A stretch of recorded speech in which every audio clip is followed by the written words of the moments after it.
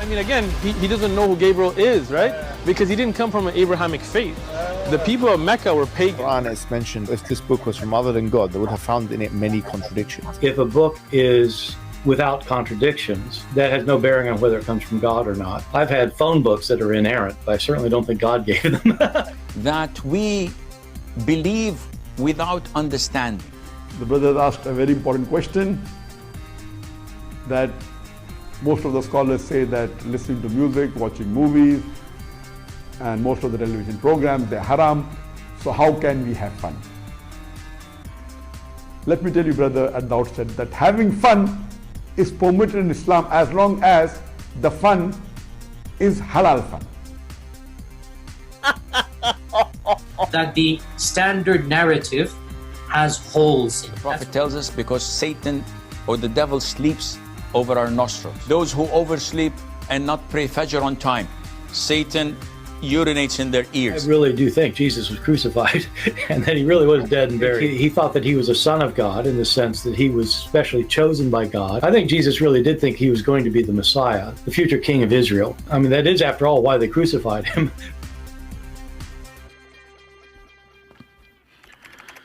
All right, hello everyone, and peace of the Lord to all of you. I hope my voice coming good and clear. Please invite your friends. And today, as you see, our topic is about Tucker Carlson. How many times you heard me saying, the day you see the Mohammedan or those who support Islam and Hamas praising someone of you, that is the point you know that this person is a fraud.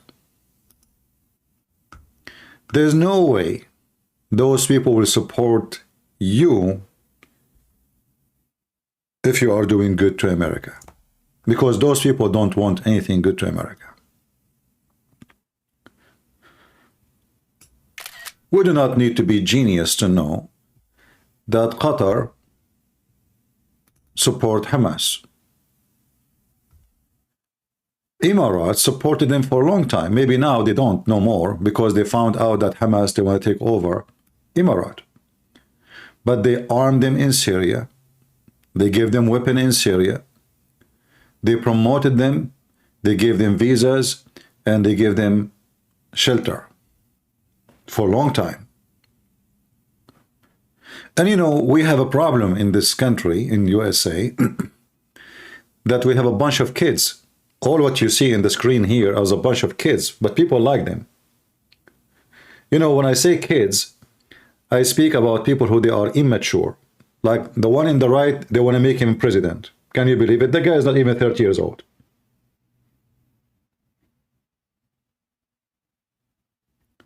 The one in the middle, he worked for Fox News, which is the biggest fraud news station like CNN, most of his life. In fact, he worked even for the government station, which is the first thing I saw when I opened it first time. They were teaching you how to put two fingers. I just came to America. I didn't know what this station is. I have no idea what the station is about. It was afternoon. I got the TV. I turned the TV. There was a woman. She was talking about putting two fingers in the anus. I was saying, why? What? What? Maybe she's a doctor or something, you know? This is the station he works in. This is who he is. The station of the liberals who teach you how to use two fingers to become a homosexual. And he don't mind. He himself don't mind to work there, you know?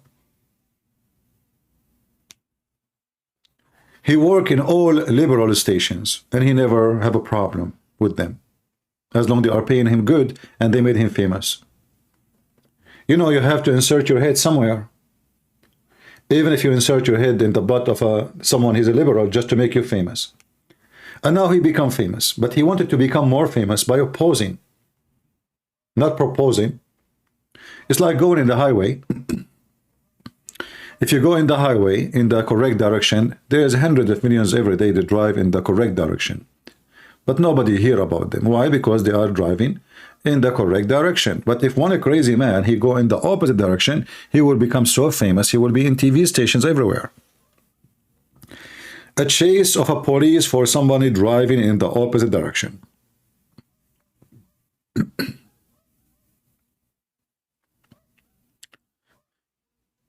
But I could not believe it that this guy, he went so far, and as we will make you hear yourself. This is a short video I put together myself, and I posted in Ramble, but I made it private so I can play it later. Let us watch together what the Tucker Carlson he said in Dubai. And you need to ask yourself a very simple question. He was invited to Dubai for what reason? Dubai is a country run by dictators, and you do not need to be a genius to know. Why they invited the Tucker Carlson? What is their interest? It's the same reason they invited Andrew Tate. Let us hear together what Carson he said from his own mouth, from his own words.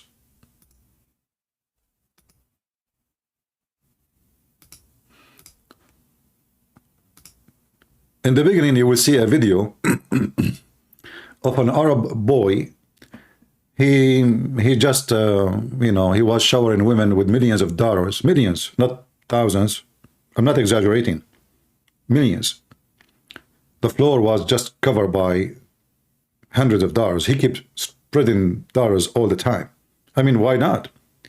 And this is why Dubai is important. You know, Dubai is just a tiny, small country. Who cares for Dubai? What is the secret about this Dubai and Qatar? I mean, why our, what is the magnetic for our politician or our journalist? What is exactly the secret? Is it like this is a China, it's a super nation? It is, how come they suddenly become involved in everything? And guess what the invitation was for?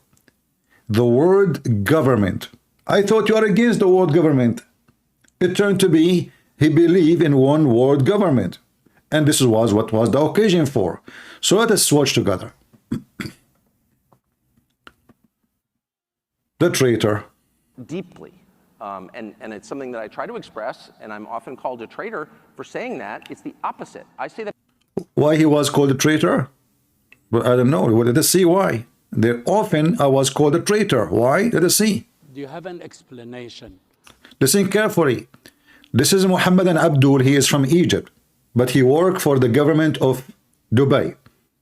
And he always, he do the propaganda business to praise the prince of, he's not even a prince. I mean, they call him a prince royal. And they praised him and etc. So now he is asking him a very important question. And who is the one who can explain it? Tucker Carlson. What is the question? Go. The nation, till this moment, do you have an explanation?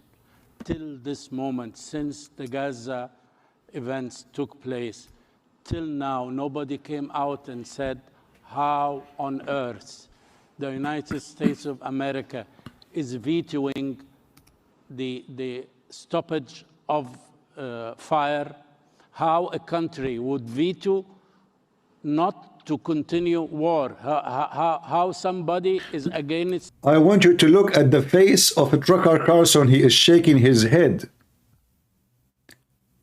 How a country veto not to stop the war. Look like Muslims are against war. Muslims, they love peace. I mean, they are dying for peace. Literally dying for peace. And he is asking Tucker Carlson, and you will see how Tucker Carlson is taking the side of Hamas, claiming that America supporting Israel is an act of evil and immorality. Listen carefully.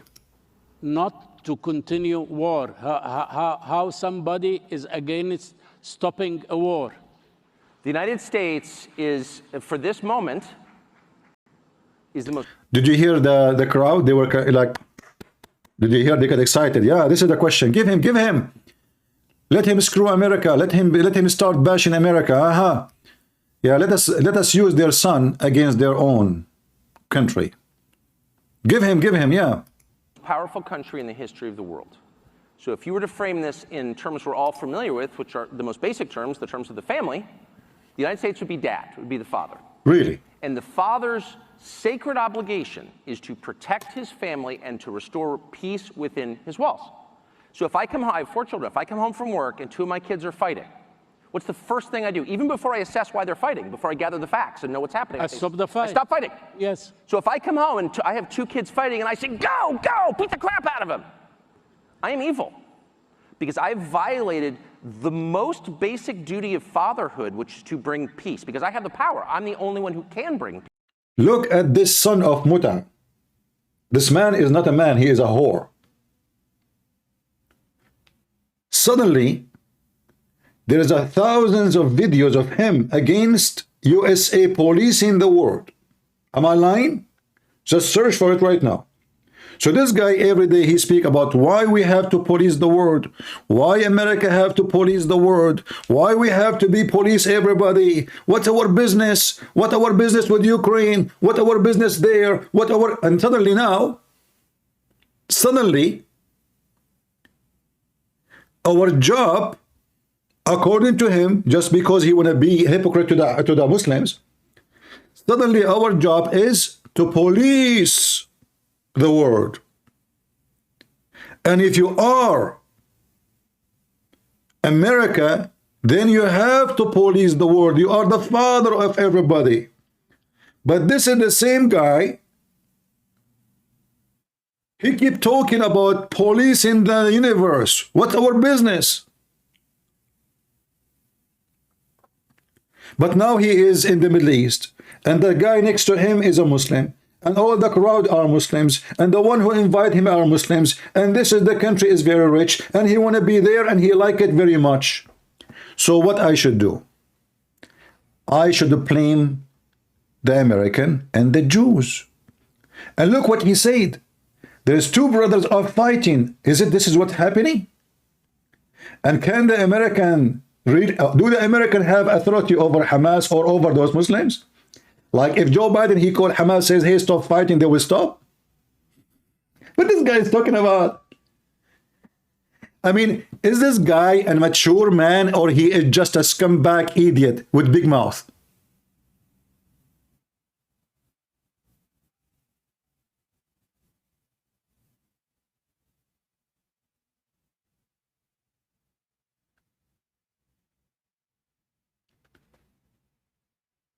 He is there. Do you think the Muslims, when they ask him the question, they do not know the answer? They do not know what he will say? No, they know him because they study him. They study him very well. He's anti-Jews, obviously. He's anti-Israel. He's anti-Christians. He supports dictators. And he is sick. And he's a traitor. And actually he said, often I've been called a traitor. He is. So now he said that because we did not stop the fight, which we cannot even stop, like how American, they can even force Israel to stop. And why you want to force Israel to stop? Those people, they have their kids still until now missing.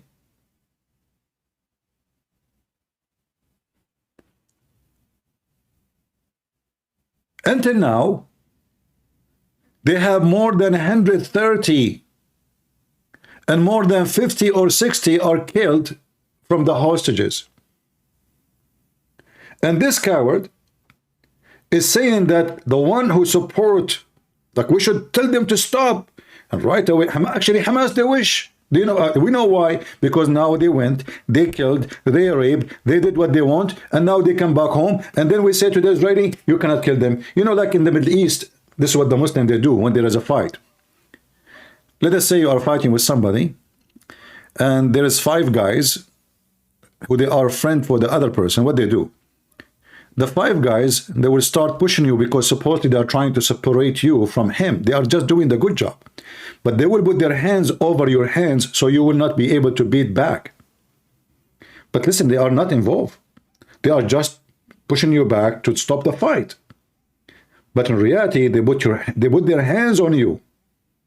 So the other guy could beating you, and you cannot, because they are holding your hands. They keep saying to you, come on, man, stop the fight, man, stop the fight. And they are holding your hands. So this is what Tucker Carlson want to do. He wants us to be those scumbags who put our hands on the hands of the Israeli, so Hamas and the Muslim, they can beat the hell of them, kill them, rape them, torture them, and the Israeli cannot fight back.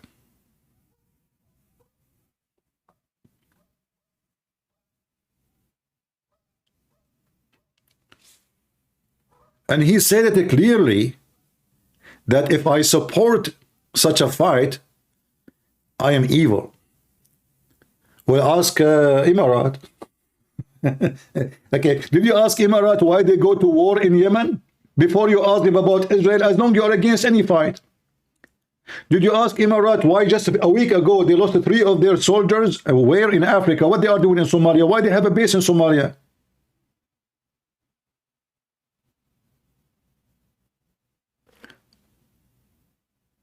Listen carefully. I will play it again.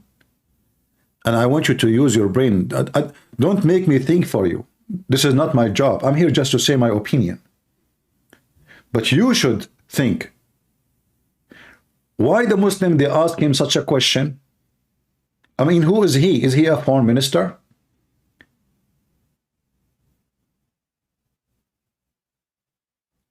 And what was the expectation as an answer? You will notice that there is something fishy in this conversation. Do you notice that both of them, they say something even before he said it? He says, you stop the fight. Listen carefully. I will play it again for you. When Tucker Carlson, he says, when you go inside the house and you are the father, you find 2 of your kids fighting. What do you do? Right away, the other Abdul, he said, you stop the fight. This is what Tucker Carlson was going to say, how he knew it. How the Abdul next to him, he knew it. How he knew what he would say. Listen carefully. This moment is the most powerful country in the fire, the stoppage of how on earth the United States of America is vetoing the stoppage of fire, how a country would veto not to continue war, how somebody is against stopping a war. The United States is, for this moment, is the most powerful country in the history of the world. But this is the guy who keeps saying America is weak. America cannot fight Russia. America is collapsing. Our borders is open. Give me the tissue, I want to cry. We have no country. America is the worst. We cannot go safe in the highway. We cannot go safe in the subway. And yet America is the most powerful country. I mean, this guy, he have a billion video about how America is collapsing. I mean, who is the mentally ill here?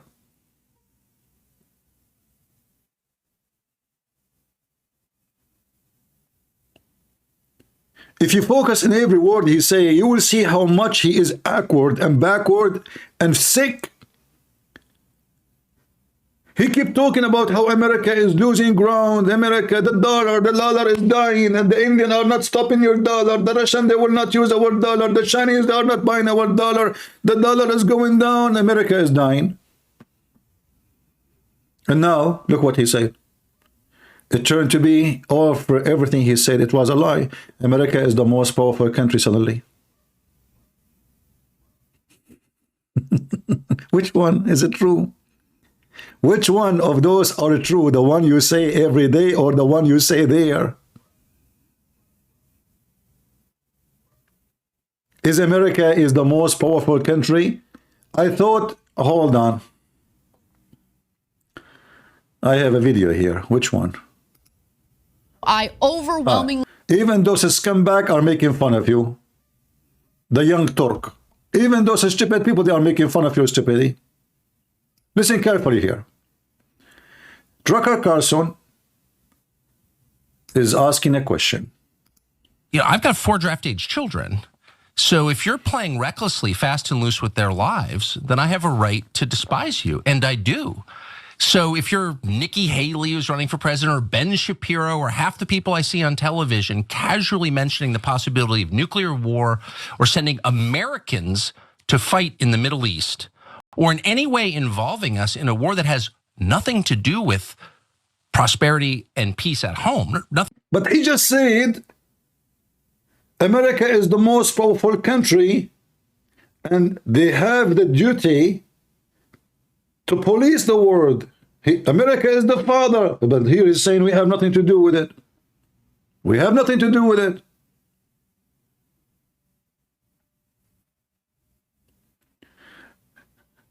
We have an idiot, he is saying, Johnny, he's saying, CP, you support a nuclear war. Well, if nuclear war would get rid of people like you, maybe, well, why not? I mean, you stupid idiot. Who cares about my support or not support? Those who have the key of nukes is the one who care how to do it, and they can do it or not. Me, who care? You are a stupid idiot. I don't know what your mom, she gave, she was eating before she gave birth to you. Too much hummus. This guy took, he is a fearmonger. He keep talking about nuclear war and nuclear war and nuclear war, but we know nobody dare to use this nuclear war. Nobody. Not because they are good people, no, but because they knew that the response will be nuclear war too. So what Israel fighting Hamas have to do with the nuclear war? You tell me.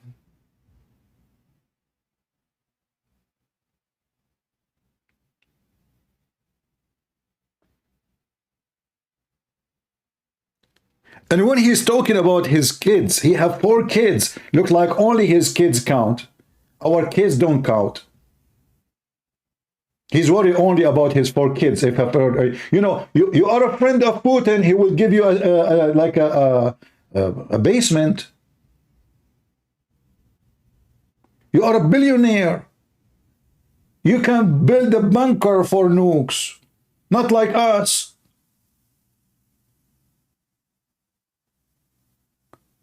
And he is asking now, what is our problem? But in the video in Dubai, he is claiming that USA should involve. So if you're Nikki Haley, who's running for president, or Ben Shapiro, or half the people I see on television casually mentioning the possibility of nuclear war or sending Americans to fight in the Middle East. Or sending American to fight in the Middle East. So when you were in Fox News and you were questioning Obama why he don't attack Syria, you were not in that time smart. Oh no, he said a video, he says every day I change, every day I change. Like if I find myself yesterday wrong, I correct myself today. So tomorrow he will come to us with a new agenda. If we go back to the video in Dubai, he said we should involve just to make the Muslims happy. And he called his country an evil country. War, how somebody is against stopping a war. The United States is, for this moment, is the most powerful country in the history of the world. So why you were worried about the safety of your kids? How the most powerful country in the world, yet you cannot have, you are worried about the future of your kids because you are living in the most powerful country in the world? I mean, if somebody live in the Congo, I would say those people, yeah, they are poor, the Muslims invading them, they are sending terrorists. Nigeria, I would say, yeah. Somalia, I would say, yeah. This guy, he just said he live in the most powerful country in the world and he is worried about the future of his kids. So where are your kids? They have a future then. If America is the most powerful country in the world, yet you don't feel safe and secure for your kids. So where you can have safety? To continue war, how somebody is against Look how he shake his head. Stopping a war. The United States is, for this moment, is the most powerful country in the history of the world. So if you were to frame this in terms we're all familiar with, which are the most basic terms, the terms of the family, the United States would be dad, would be the father. And the father's sacred obligation is to protect his family and to restore peace within his walls. Do the Muslims consider us part of their family?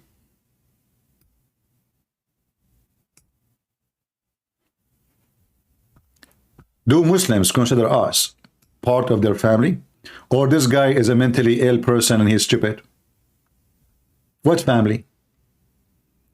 Hamas is part of the family of America and they believe that we are part of their family. Since when? I will open my Skype because I see many big mouths in the chat, but they don't dare to call me. Is what he is saying from a person who knew what he's talking about, or a dumb, stupid idiot who is making a statement laughable, and it is not even a statement from a mule. Even a mule will make a better sound, a better noise. Do any Muslim nation consider us as a Christians or non-Muslims part of their family?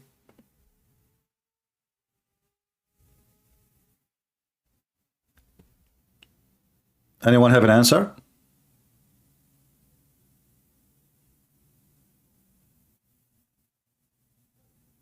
So what this guy is talking about? What family?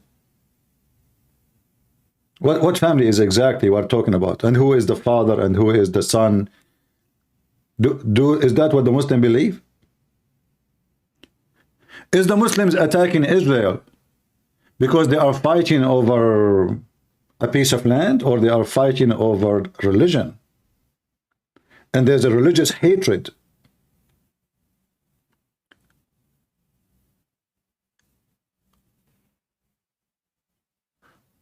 When this guy, he made a statement, every single Muslim who is watching this, he is dying laughing about how stupid what he said, because he knew that we are not considered as a part of any Muslim family. We are infidels. We are pigs, monkeys. As simple as that. If we go right now to the Quran, actually, you know what? Why Quran? We can go now and hear what's Muslim they say.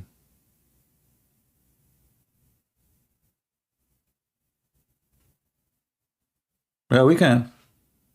Why we cannot?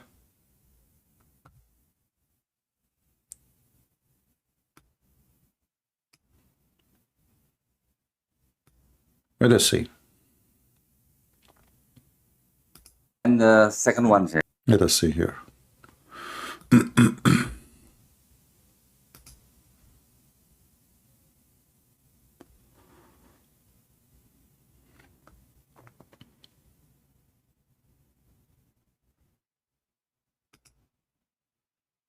When Muslims go and conquer the adjacent country, what do? We kill them all? No. The Prophet says, the first thing you do is call them to Islam. If they refuse, then tell them Allah obliged upon you to pay taxation. In return, when enemy comes and attack your country, you don't fight. You don't fight. We Muslims protect you. Yeah. Subhanallah, for this little money?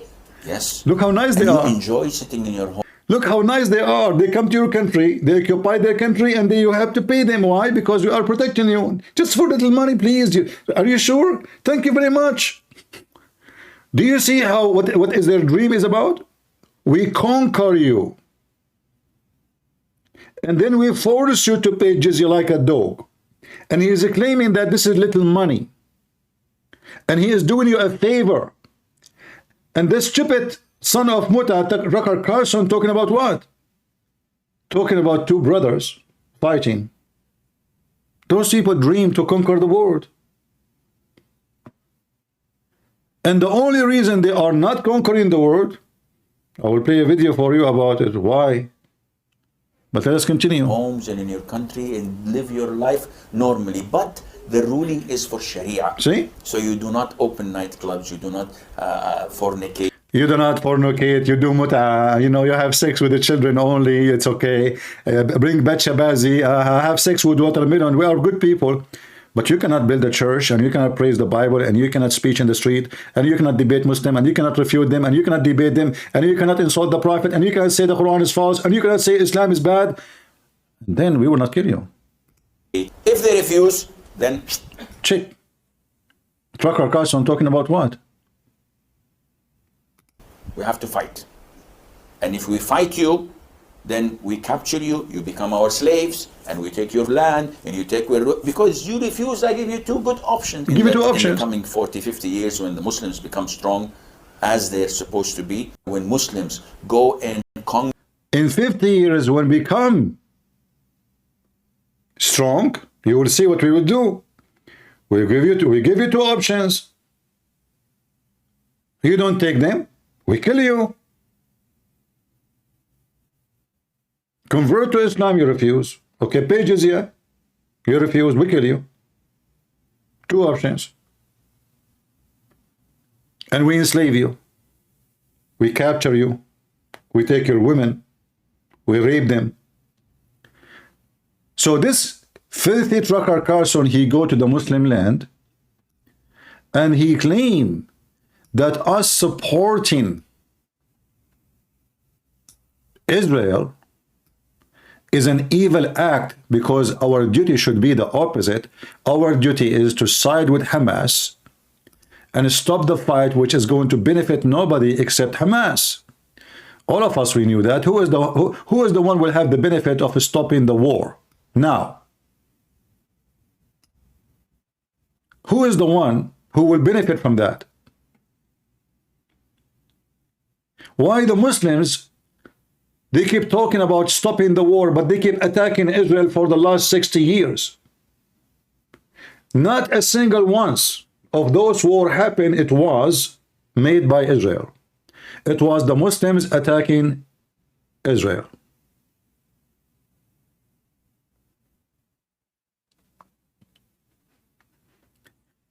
They invited him there because he is a traitor. He is an anti-America, anti-Christianity, anti-Jews, anti-black people. We have recording of him saying very filthy language for the black African. He is an extremely filthy racist, scumbag. Yet he claimed that he is a Christian. Listen carefully, and I will let him continue saying what he wants to say. The terms of the family, the United States would be dad, would be the father. And the father's sacred obligation is... And notice now, the Abdul, he say what he will say. Abdul, he will say the word, he will stop the fight, which means this is a conversation happened before they go on the stage. They have, this is all scripted. Are you with me? Otherwise, how the Abdul, Abdul and Tucker Carlson, they say the same word in the same time. We stop the fight. Listen carefully. Is to protect his family and to restore peace within his walls. So if I come home, I have 4 children. If I come home from work and 2 of my kids are fighting, what's the first thing I do? Even before I assess why they're fighting, before I gather the facts and know what's happening. I stop the fight. I stop fighting. Yes. So if I... Did you notice? Both of them, they said the same sentence in the same time. It's not like there's no gap. Which means this conversation happened already. And they are asking him questions already. They have it scripted and he got paid for it. And now he will say, because we supported Israel, we are immoral, unethical, and we are not legitimate government. Hamas is, Emirat is, Qatar is. Listen carefully. I come home and I have 2 kids fighting and I say, go, go, beat the crap out of them. Is that what we said to Israeli? Is that what happened really? Is that really what happened? The stupid Israeli, they gave Hamas 20 years of peace. What Hamas were doing? They were building tunnels, preparing for the war. Those tunnels are not built in 2 weeks, not in 2 years, not in 5 years, not in 10 years. Billions of dollars. Israel did not attack, did not invade, did not go anywhere, even though every day there's a terrorist attack against the Israeli. Stabbing, car bus hijacking, bombs, you name it. 20 years the stupid Israeli did not enter. I call them stupid, by the way, because this is an act of stupidity. They knew that the enemy is preparing for them.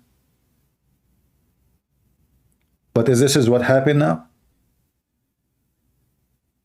They are not only they killed and raped and they burned people alive. They rape women when they are, and they cut their breast when they're alive. But not only this, they did not leave alone. They took hostages. So if you are a father and you hear, you see, he used the word father. If you are a father, you came home and you find that somebody, he just kidnapped some of your kids. What do? You tell the brother, stop chasing the criminals? Or you say to your sons, go after them and get our kids back?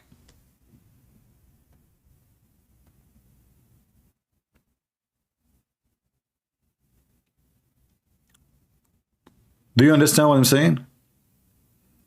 If you enter your house and then your wife, she just said to you, oh, the criminals just come here, gang, they kidnap your sons, your daughters, and then one of your kids, he want to take his gun and go after those gangs to free his brothers and sisters.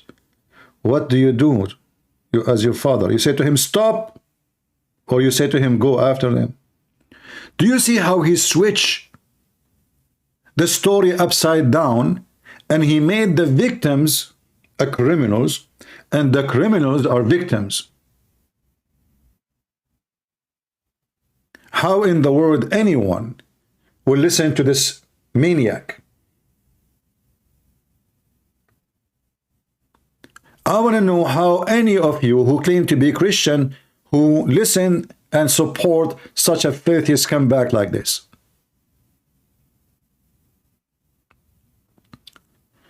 When he have an interview with Andrew Titz, and I said, there is no way this guy is a good guy. He would interview a pimp. You know, regardless of what they are talking about. I mean, this guy is a pimp, accused of rape. I mean, at least wait until you see what the court will say. You know? Why in the world I will go all the way to meet such... I mean, who is this Andrew Titz anyway? But this is telling you how low class this person is.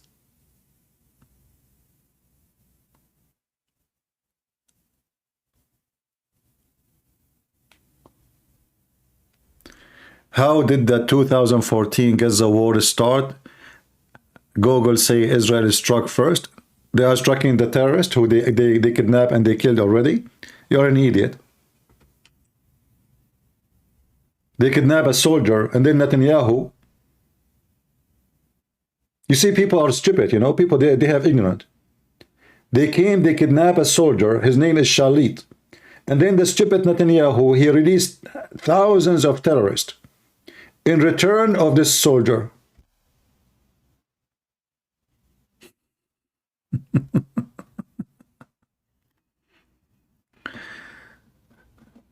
But listen. Instead of saying, well, you know what, let us be real. If you come home and you find that a bunch of savage, they came, they raped your daughters, they killed your wife, they took you, and they took the rest of the kids, they even took the dog, and they went to their territory. What we should do? Instead of saying, you know what, we have to be, I mean, why you are blaming, why you are saying, how come America is voting against stopping the war? How come you don't force yourself as a Muslim, call Hamas and tell them give those people, the kids, to their families? How they can stop the war if you don't promise them you will not attack tomorrow?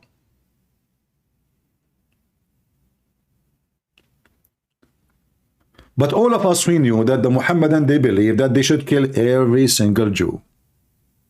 And when they finish the Jews, they will finish the Christians. When I was in the Middle East, or was I here? Saturday first and Sunday next. I don't know what does that mean, Saturday first. Okay, we know. I mean, whereas a Friday can be before it too. It turned to be Saturday first and Sunday next mean we finish the Jews first because they hate them most. And then we finish the Christians.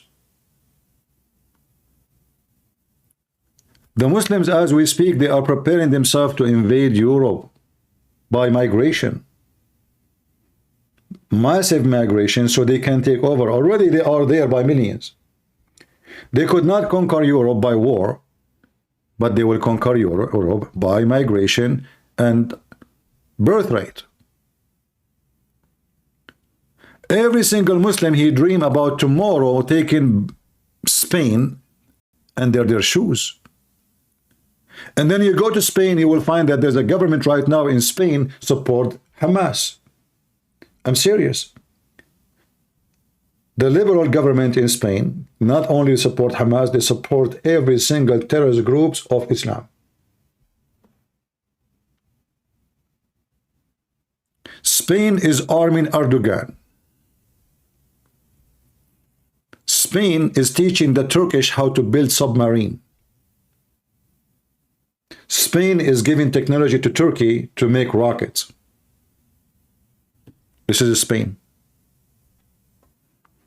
Spain now is working very hard to kill every single Christian in Europe. Because we know what will happen when Turkey become powerful. History will repeat itself and the Ottoman will invade Europe again as before. So Tucker Carlson is not worried about what happened and what's happening. He only worry about his 4 kids. They live in villas and they have bodyguards. And he himself, he work in Dubai, have many bodyguards and police cars with him. They open doors for him. He live like a king. How much you make a day, Tucker Carlson? What was your wages with Fox News?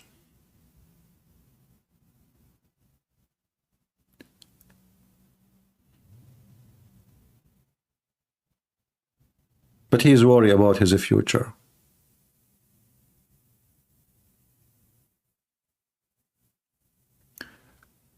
And he is worried about Hamas.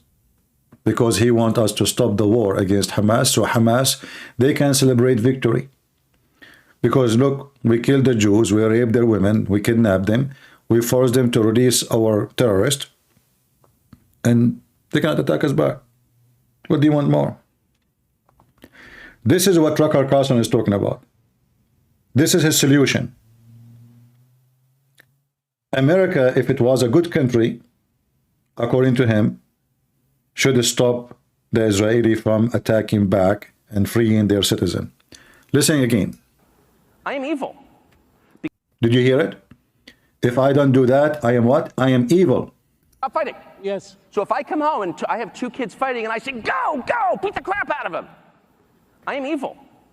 Because I violated the most. Did you hear the clap of the Mohammedan in the hall? They were clapping because he just called America evil. Did you hear it? The Muslim got excited.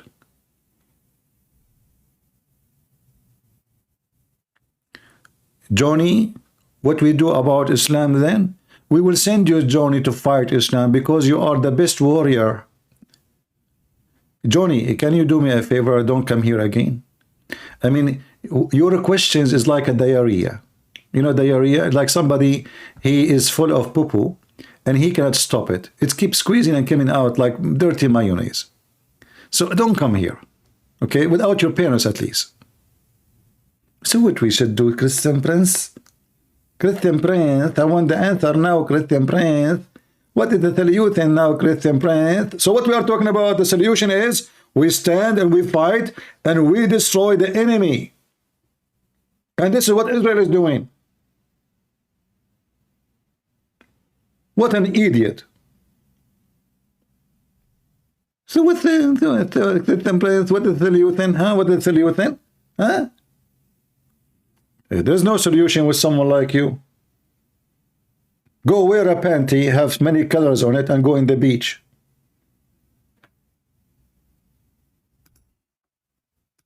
Most basic duty of fatherhood, which is to bring peace, because I have the power. I'm the only one who can bring peace. I am the only one who can bring peace. Are you? Okay, what about we give the situation to Tucker Carlson to bring peace back?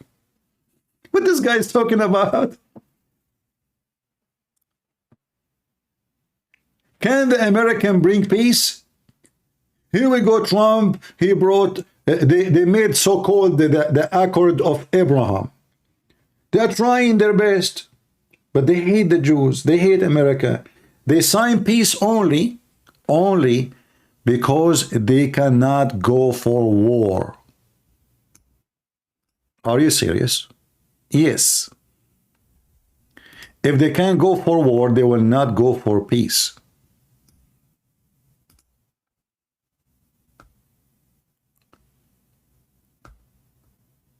Let me show you.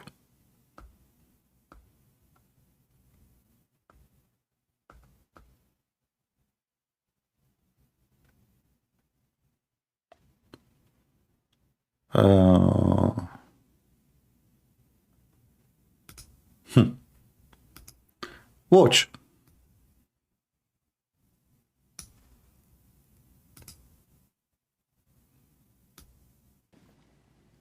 CD from Germany says that the verse in Surah Tawbah, chapter 9, where Allah says to kill all the idol worshippers wherever you find them. This verse is speaking about a specific situation where there was a treaty, where there was a truce given by Allah to the idol worshippers for 4 months. Guys, hold on. Did you hear he said he treaty? It's not, it's false. Muhammad, he told them, you have 4 months and I will kill you all if you don't convert. Either you leave. This is what happened when you sign a treaty with Muhammadans. When they got strong, let me show you more videos. When they got strong, they will invade you and they will kill you. I will show you from the same idiot what he will say. Give me a second.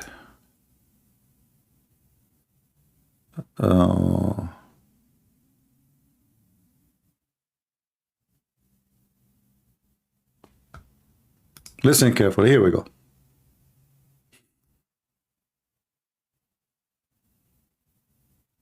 Says, what's the ruling on defensive jihad? We know that jihad is divided into 2 types. 2 types. Defensive and offensive. Offensive. The offensive jihad is not applicable at the moment. It requires the strength and the power of the Muslim Ummah. Did you hear it? Guys, did you hear it? The offensive jihad is not possible at the moment. It's not because Muslims, they want to go for peace. Did you hear it? Why they are not doing the offensive jihad? He will explain to you. The offensive jihad is not applicable at the moment. It requires the strength and the power of the Muslim Ummah. Defensive jihad is when someone attacks you. So you defend yourself. Nobody says, just stay there and let them slaughter you like sheep. No, you have to defend yourself. But there is a limit when defensive jihad is illogical, in the sense that there is 100 of us and 1,000 of them. We don't have to fight. What to do? Run. But don't fight in order to get killed, because this would annihilate Islam in that area. Listen to these 2 verses from the Quran. In chapter 8, verse 65 and verse 66. Allah says in Surah Al-Anfal, O Prophet, motivate the believers to fight. If there are 20 steadfast among you, they will overcome 200. Muhammad, he told them 20 can fight 200. They went to war. They've been spanked badly. They came back. They told him, what you told us, man? You told us 20 can fight 200. What are you talking about? They beat the hell of us. So Muhammad right away, he says, now, Allah, just now he found out that we have a weakness. Now, just now. This God, he do not know if Muslims have weakness or not. I mean, this is not about weakness, you stupid idiot. Who in the world can believe that one can fight 10? Who in the world believe that there's a fighter, he can fight 10? I mean, they have 20 hands. Those things you see only in Chinese movies.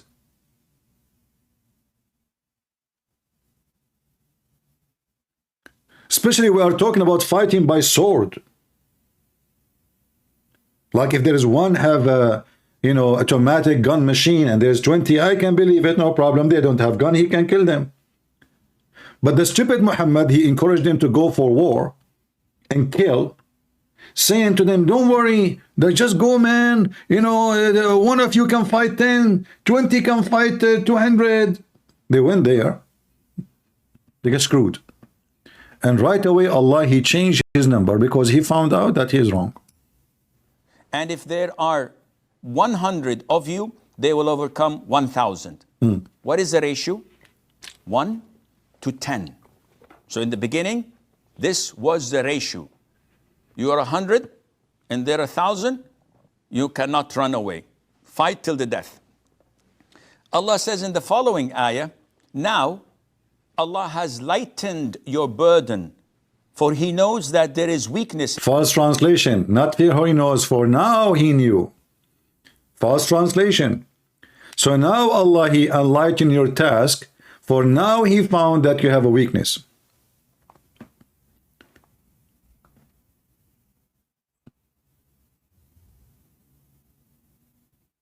So what this Tucker Carlson is talking about? How we are evil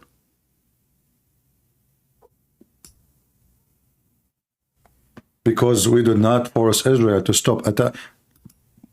You know, I want to ask this idiot. Let us say, for the sake of argument, America decide to force Israel to stop attacking Hamas to get back their kids. How we would do that?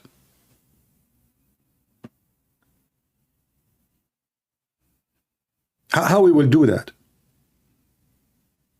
How you can force somebody who his families are kidnapped and he want to fight back and get them back and go after the criminals who raped and killed 1,400 people in a few hours? How we will do that? Then we have to send our soldiers to kill the Israeli. The Israeli right now, they are refusing to listen to Biden. So what Tucker Carlson is suggesting, he said, we can stop them. We are the most powerful nation. What Tucker Carlson is saying, that we should go and kill the Jews.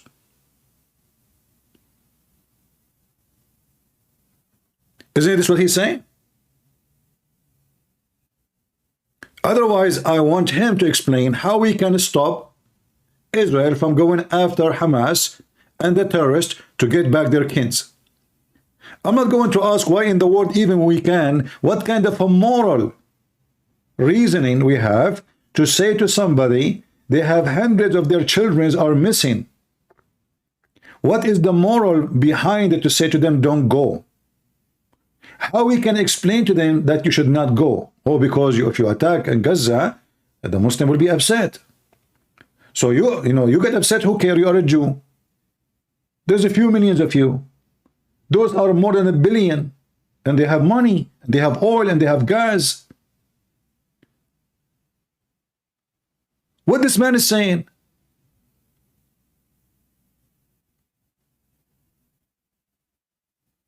He is saying we should side with Hamas, and if the Jews, the Israeli, refuse to stop attacking Hamas, we should send our army and destroy Israel.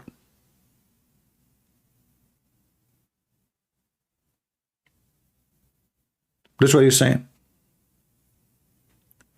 And he claimed, because we did not force Israel to stop going after Hamas, that make us evil. that made us what? Evil. Most basic duty of fatherhood, which is to bring peace, because I have the power. I'm the only one who can bring peace. And so if you see a nation with awesome power abetting war for its own sake, you have a leadership that has no moral authority, that is illegitimate. And I mean that too. See? If you support Israel, you are not legitimate government. And you notice here, he did not say anything about Hamas.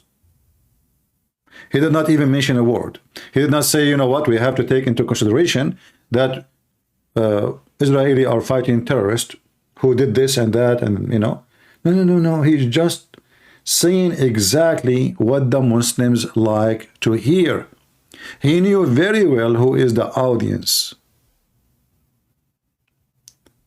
Do you understand what does that mean?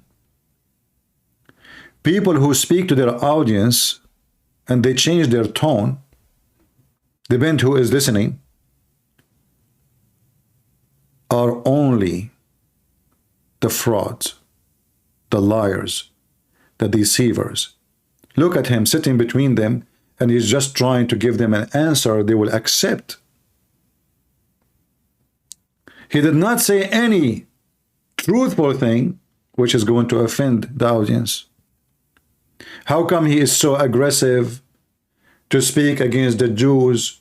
How come he is so aggressive to speak about the liberals? How come he is so aggressive to speak about policing and weaponizing the Department of Justice? But he is in a country where the whole country is a slaves of the ruler.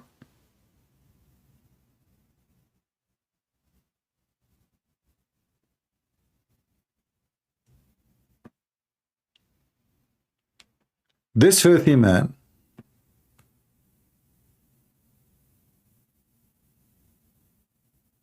should be impeached. And you might laugh like, he's not official. What do you mean impeach? Well, we as a Christians, you should contact your church and warn them to teach and to speak against his kind. He is trying his best to make Israel conquered by the Mohammedans.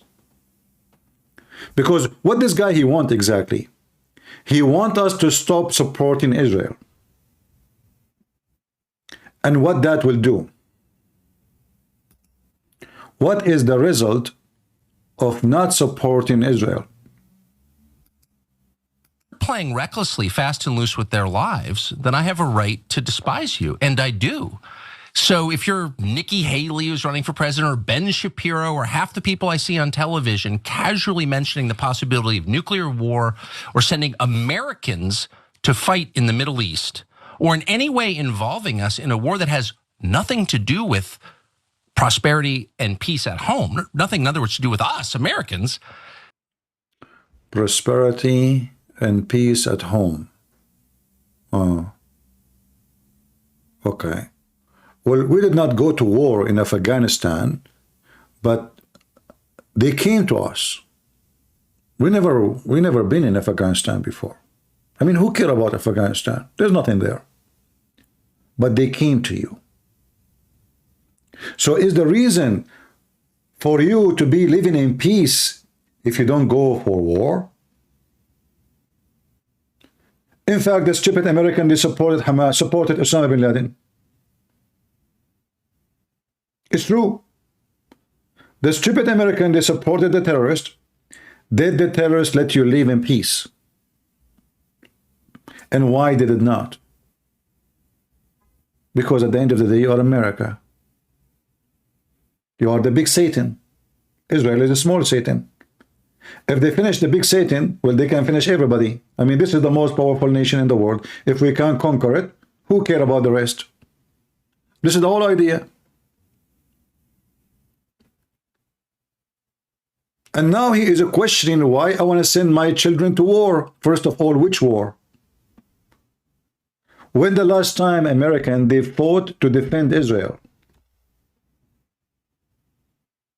Just give me when it was. I want to learn from you. What this guy is talking about?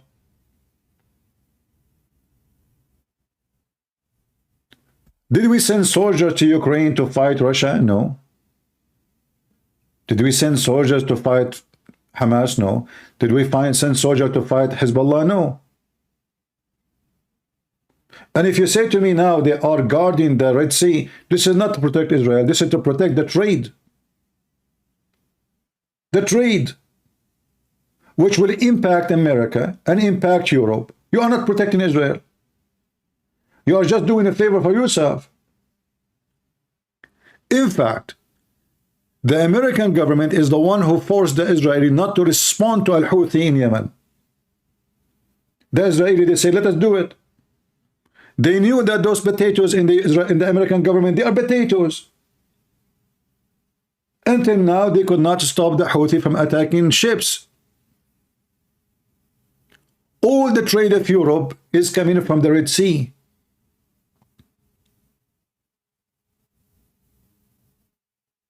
What this guy is talking about? So now the Muslims, they will control the trade. They will control the sea because they are pirate. And now if we fight back, we are bad people, we are evil. Why I want to risk my children? You are not risking your children. Your filthies come back. Your children, they stay home. They will never join the army. And you know that.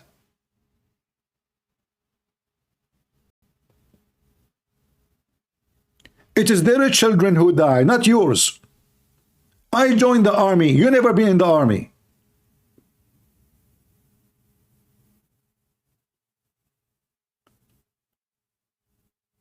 If this guy, he loved America so much, how much he loved America? To the point what? He never joined the USA Army. I did. Do you know why he will never join the USA Army? What is the salary in the USA Army? Huh? I remember my first pay, it was, I think, after they cut the food and the clothing. I don't know, I think I get $800, $900, something laughable. I'm serious. They charge me even for cutting my hair. They charge me for my socks. They charge me for the sport shoes. They charge me for everything, including food.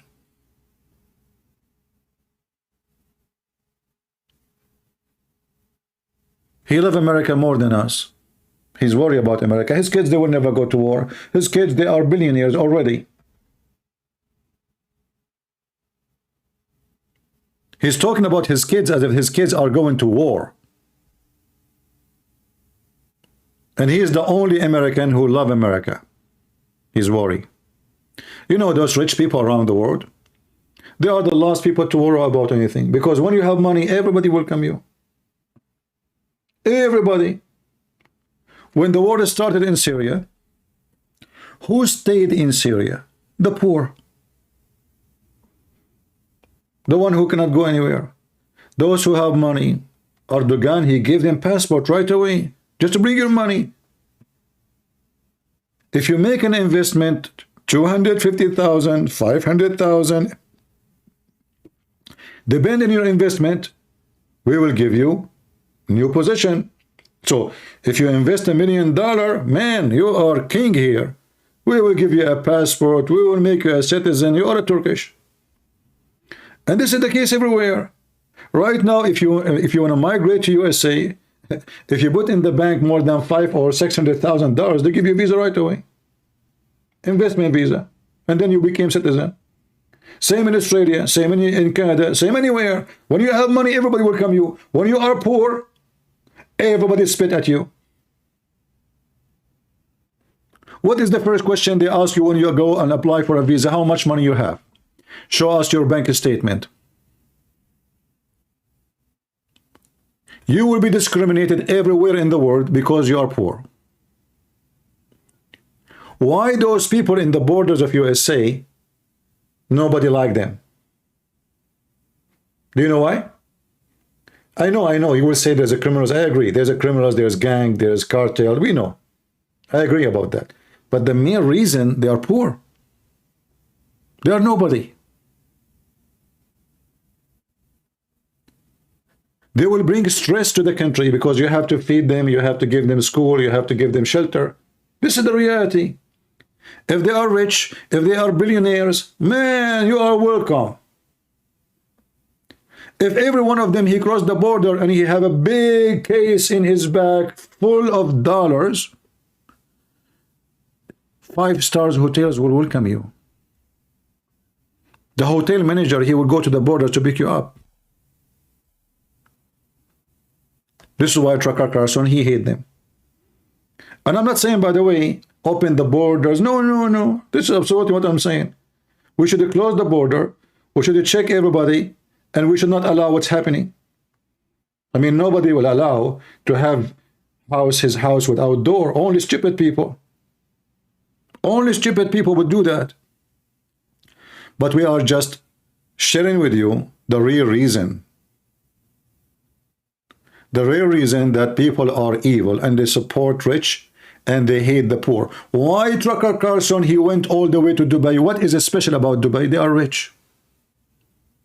Why he don't do a conference in Somalia, in Congo? Just a question. Why in Dubai? What's up with this Dubai?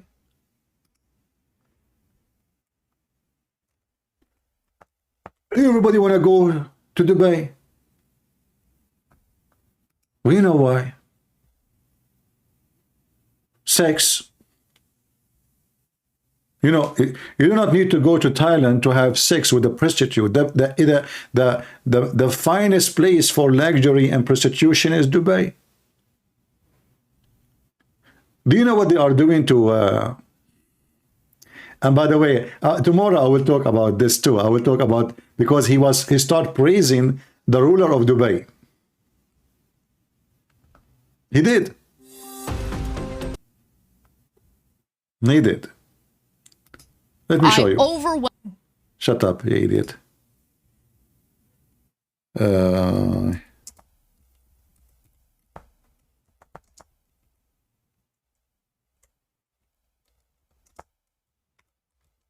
Let me show you. He was praising Dubai. Muslim countries are safe. I will show you just a little bit, not much. What's happening in Dubai? And I will not bring you a witness who is a Christian or somebody maybe, you know, don't like... no, I will bring you, the witness is a Muslim. Muslim women. What happened to them when they go to Dubai? Watch. Let me turn the sound on. Ago, these Pakistani sisters were promised jobs in Dubai. They thought they were going to work in a beauty salon, but the sisters say they ended up in a brothel run by a woman named Aisha. Look, the pimp lady, her name is Aisha. May Allah bless her. I mean, that alone is a blessing. The woman pimp, her name is what? Aisha. They told them you will go to Dubai to work in a saloon. What they do there? There were also some Pakistani girls in Dubai. Aisha shaved the head of a girl who refused to have sex with a man, and her head was bleeding. Aisha took pictures of her and showed us, saying, "Your condition will be worse than hers if you refuse." After 4 years, they managed to escape, but they were soon But Tucker Carlson, he said Dubai is the safest country in the world, the nicest. This is come back. He go from the hotel to a 5-star hotel with bodyguards, and he's talking about safety and how nice it is.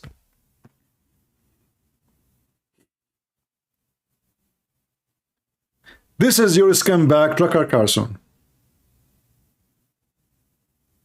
Go into country enslaving people until now. Until now, they kidnap children from their countries, from Indonesia, from poor countries, from the South Asia, and they use them for what?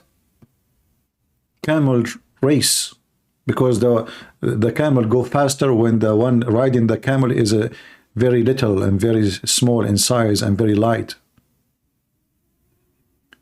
Tucker Carlson, he said that Dubai is the safest country in the world. Captured, and Zunero was shot 3 times in the leg as punishment. And look, even after they run, do you see, guys, her? Okay, do you see her? Do you see how long the stitch is? Do you see how long? Look, look, look. What happened to this poor woman? She run now. She came to Pakistan. The gang, they follow her. The gang of Dubai. Why they do that? Why they want to shoot her and make her unable to walk? Because simply they want to give an example for anyone who want to think for a second to run away as they did. Did you get the point? She went back home now. She is not in Dubai. No more. They came after her to her house and they shot her, and look what happened to her. So if any girl, she's tried to escape those gangs like Andrew Tits, she will be afraid for her family. And not only that, they did not even pay them the money. This is what Andrew Tate was doing. He's telling them, I have to pay tax, I have to pay, etc., 60%, 40%, and then he gave them little. In this case, he gave them nothing. Listen. Their mother is still bitter about believing the lies in the first place. Aisha said that if she gave us all the money, we would waste it or it would be stolen. She said she'd keep the money for my daughter's wedding, that she would buy plots for them or buy houses for them. She showed us big dreams. We trusted her. We didn't realize she was... She cared about the daughter wedding, the pimp mother, and the pimp, not this woman, the pimp in Dubai. And then Tucker Carlson, he want to convince you that Dubai, Muslim countries, they knew how to live. And there is peace there. And it's safe. It's safe to walk in Dubai. It's safe to walk in Moscow. He never heard of the gangs, the Russian gangs everywhere. He never heard of Russian gangs. Tomorrow we will show you some videos. I mean, what's wrong with this evil man? He's like a snake out of control. And I'm not even referring to any specific region or conflict. I mean generally. And I'm deeply offended by that, deeply. And it's something that I try to express, and I'm often called a traitor for saying that. It's the opposite. I say that. Do you have an explanation till this moment, since the Gaza events took place, till now, nobody came out and said how... Now listen carefully. How many people will watch my video? We know that few. And then after they post it on YouTube, etc., maybe, let's say 10,000, 15,000, 20,000, 30,000, 50,000. But this guy, he have a lot of people who listen to him and they believe him. But this guy is nothing but a sellout.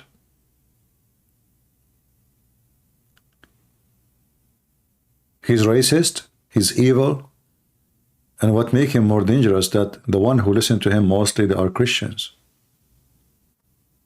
The naive, your kids, they think, oh, this is the guy who say the truth. When the fact everything they say have nothing to do with the truth. And those people, they live in palaces and they speak about what's right, what's wrong. They speak about economy. I want to know what economy is talking about. When the last time Tucker Carlson he sleep without heat in his house?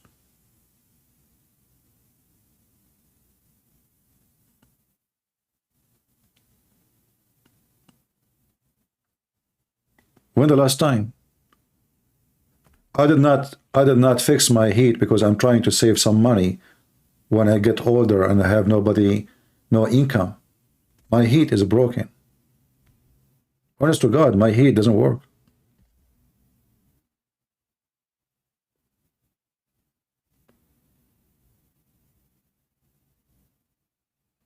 We save some money so in the future when we get old, We will not be begging for money and help. We know that the stupid Social Security will not even be covering your grocery. Is that the case for Tucker Carlson?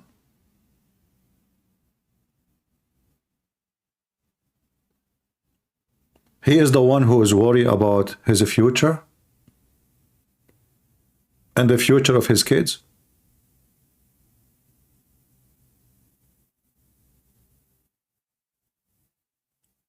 We got sick, we don't go to the doctor because we cannot afford it.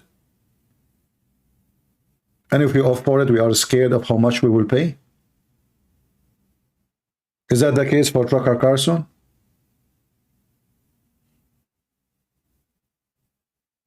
Tucker.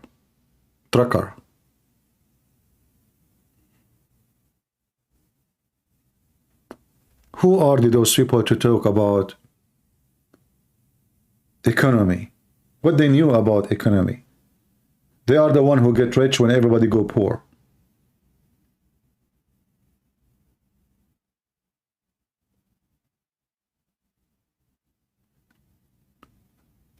You know, once I was sitting with a bunch of Middle Eastern. I just met them. I do not know them for long. And those hypocrites, they are Christians, not only Muslims, you know, Christians, Arab Christian. They start talking about, you know, America, this is bad America.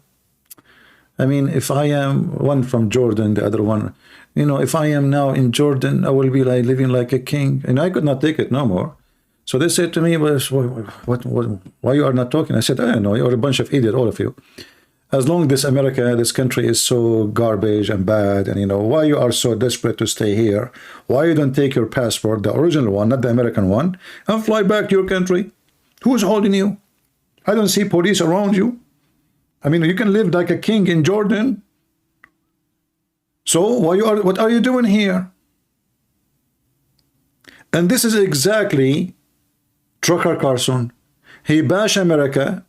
He claimed that every country in the world is better than America, but he will not go and live there. Why?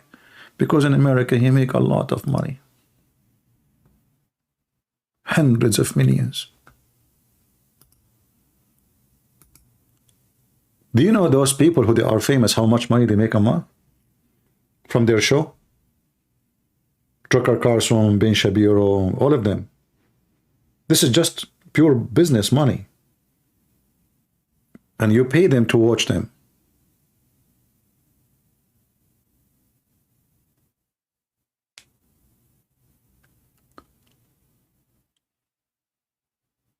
All right. I don't know why people, they ask me when you are going to go live. I mean, as long as you know my page, why you ask me? All right.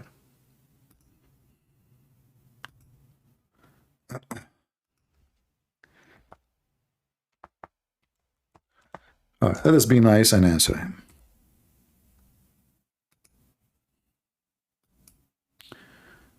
Do we have anyone who support Tucker Carlson? He would like to call me.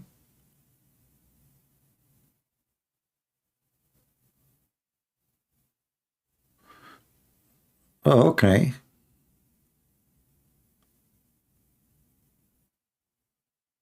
Wow. Okay, guys, do you remember the person I spoke to?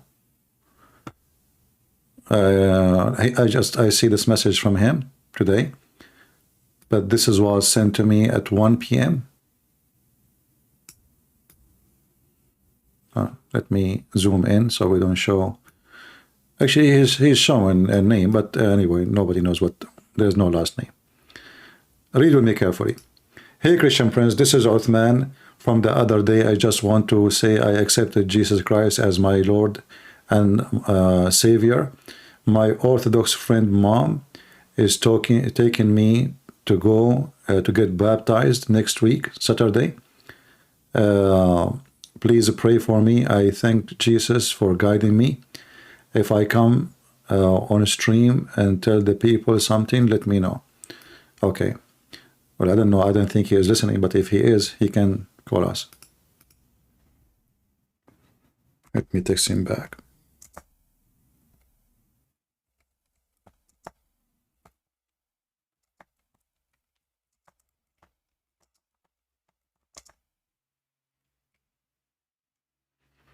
All right.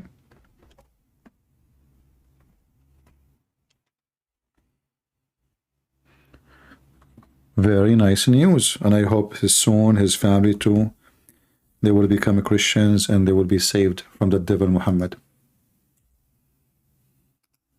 All right. I answered him back. All right. Let's see another text.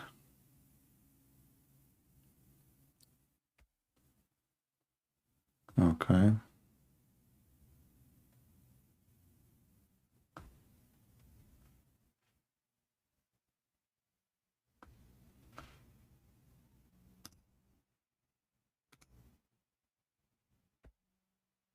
Okay. Well, just messages. I didn't see anything important.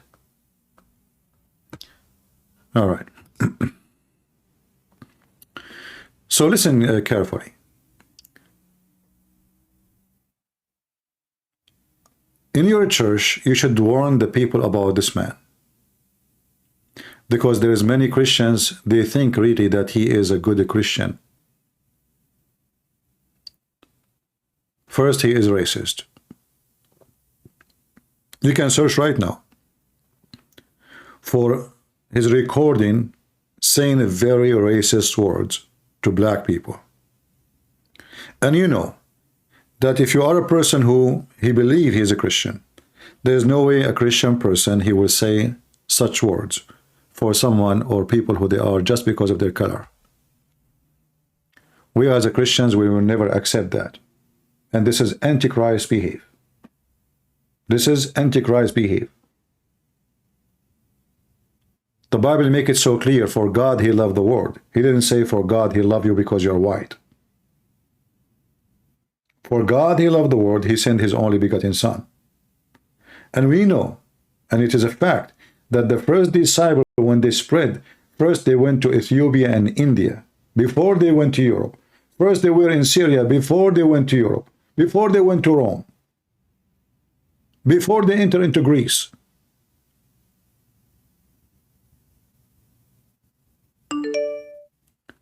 So the one who try to claim to be Christian, yet he is racist, he cannot be Christian.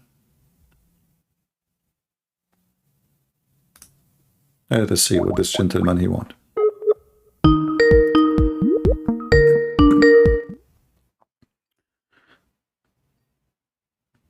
Hello? Yes, my friend, you are live on air. What do you like to say? Hey, so I wasn't going to call today because it didn't seem related to this topic, but someone called me son of Muta and dared me to call you, so... Why they call you son of Muta? I don't know. I asked the mods if Are you a Muslim? Yes, am I what? Are you a Muslim? I was. Oh, you were? Oh, okay. What happened? Why you left Islam? I read the Quran, and unlike most Muslims, my family isn't Islam, so it was easy for me to realize that this is all bullshit. And then I found you a couple months after. All right. I love everything you have to say, by the way, but I had questions about Bitcoin. Like, I see a lot of these leaders promoting it, and a lot of people are even putting their life savings in it. And I've worked in the industry, and I don't know how to argue and debate about it, but I don't necessarily trust it too much. So I want to know what you think. My friend, I am not that rich to speak about. I mean, I have little money. I'm trying to invest it here and there, and I hope I will not lose it. But Bitcoin is no coin. You know, I don't. Do you know even where your money is? Nobody knows, right? So, and if you lose your password, you lost your money. So there's no name, there's no address, there is no name for you. There's a username, there's a password, there's whatever numbers. And then if something happened to the server, somebody hack it, and then he transfer all your money, it's gone. How you can trust such a thing? I don't know. For me, I will never trust this. You know, they say like you might get rich, so rich, billionaires. I don't know, but I say that this is not a money, and there's no way to trace it and no way to find it because they can take it away. Every day we hear about a company collapsing for Bitcoins because somebody he was playing games and he took all the money, hundreds of millions of dollars. So how you can trust something you cannot Okay, now if you put your money, if you spend let us say all your life saving there, and you lost your password to enter your account, how you can go there? Yeah, that's the thing. I don't know if it. They can just take it away. I heard of a guy. He own like now in bitcoins, and the money he have is like maybe $700 million, but he cannot log in.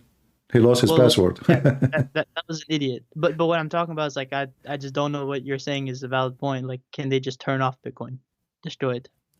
Well, there is no guarantee of such a thing. You see, who is like you see, if you say to me, there is names, they own it.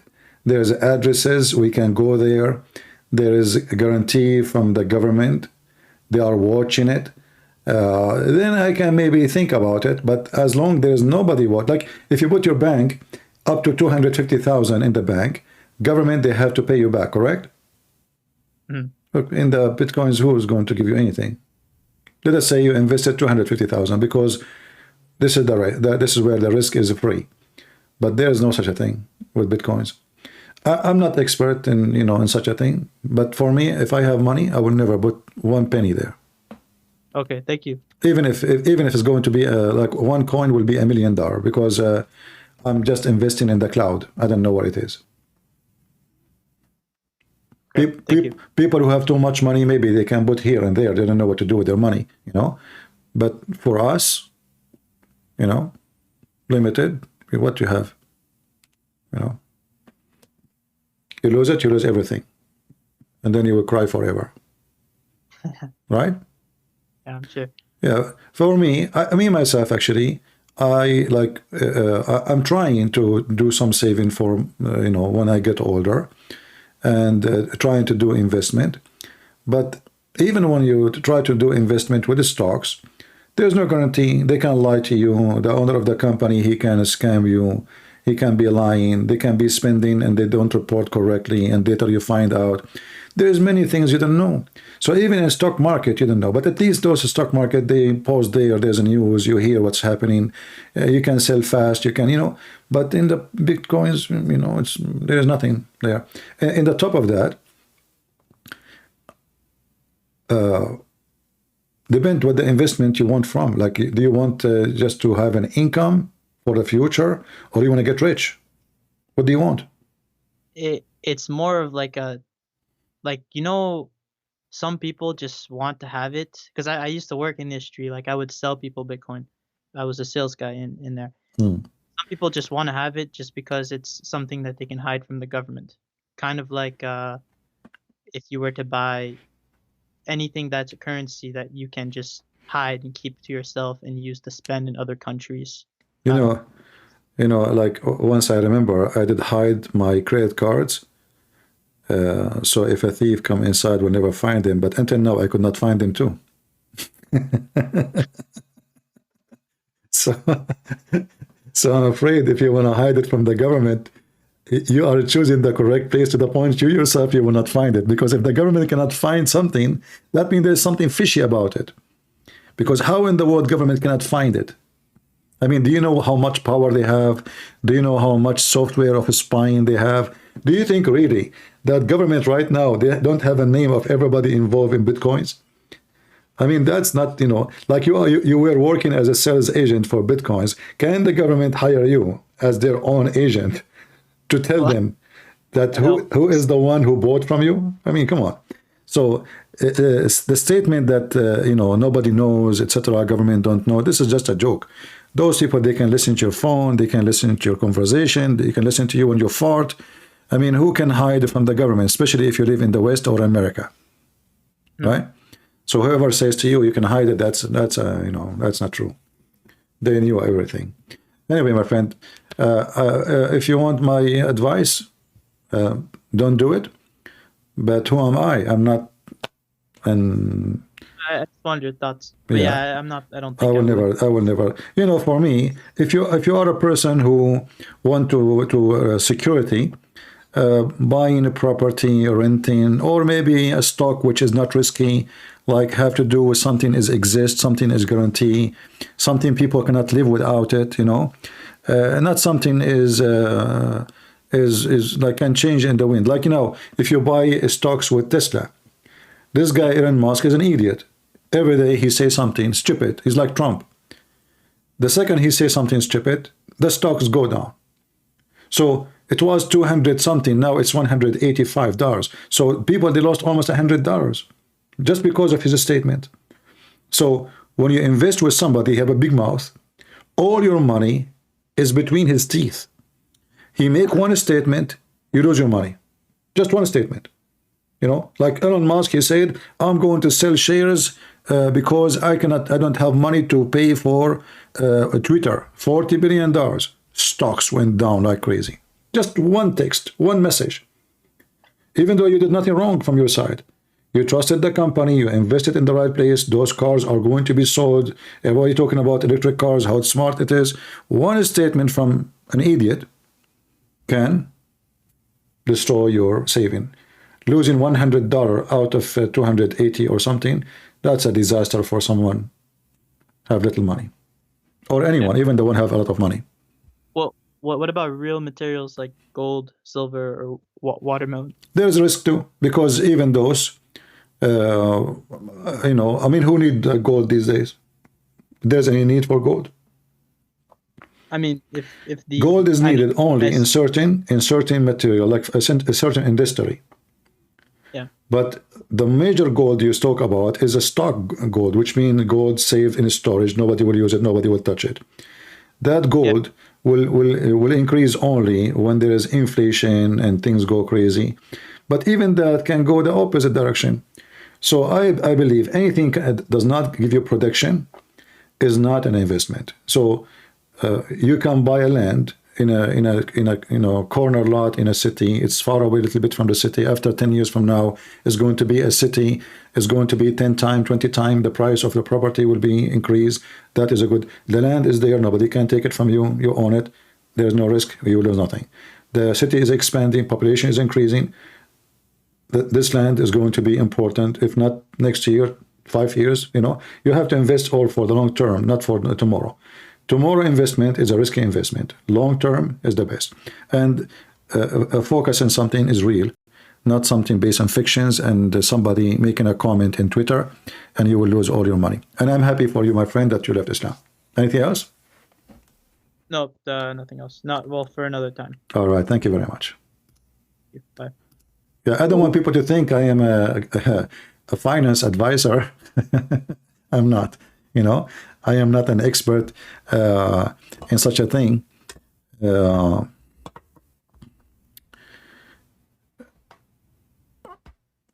Life is, you know, full of risk, and sometimes you have to risk in order to gain. You know, there is risk always. Like you know, you have to drive in the highway to go fast.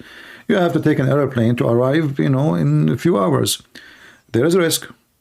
You know, you might go in the airplane, never land. You know, like you land, but you land in a crash, not a normal landing. So life is about risk, but there is a risk of a stupid person, and there is a risk of a wise man. And all of us, sometimes we do stupid decisions in investment, and that can happen to me and happen to you. So you have to be smart. All right. So we go back to our topic, and we are happy for this guy. He left Islam. And his family, they are not too much Islamic, which is good.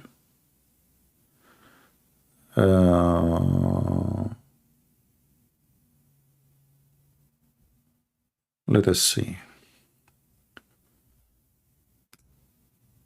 If there is anyone who support and he is convinced with the Tucker Carlson defending Hamas, attacking America, attacking Israel, anyone?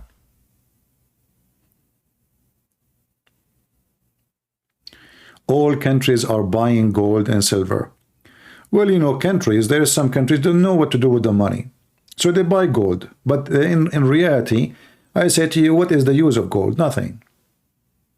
You see, in certain time, salt was more expensive than gold.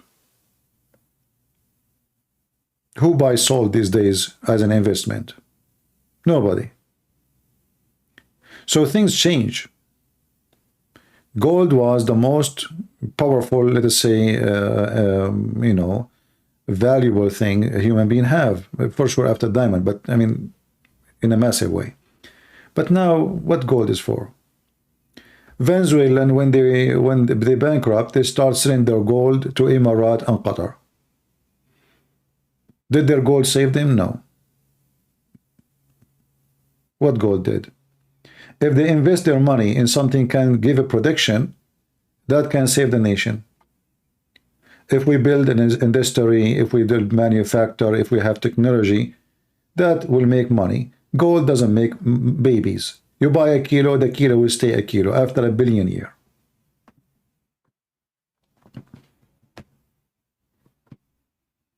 Right? If you put one seed of tomato in the ground, this seed will give you many tomato. But if you have one kilo of gold in the ground, it's going to stay 1 kilo of gold for the rest of time. It's not going to become 2 kilos. And when they say to you that the value of gold is more like now, let us say the gold was 1,000 when you bought it, and the gold it is 2,000 when you sold it. The fact you did lose money. Why? Because the value of the gold when it was 1,000, it used to buy something equal to the 2,000 today. So what you did with the gold, we won nothing. Now there's inflation. This is why the 1 kilo is equal to 2,000, but it's still the 2,000 by 1 kilo. I don't know if you understand what I'm saying.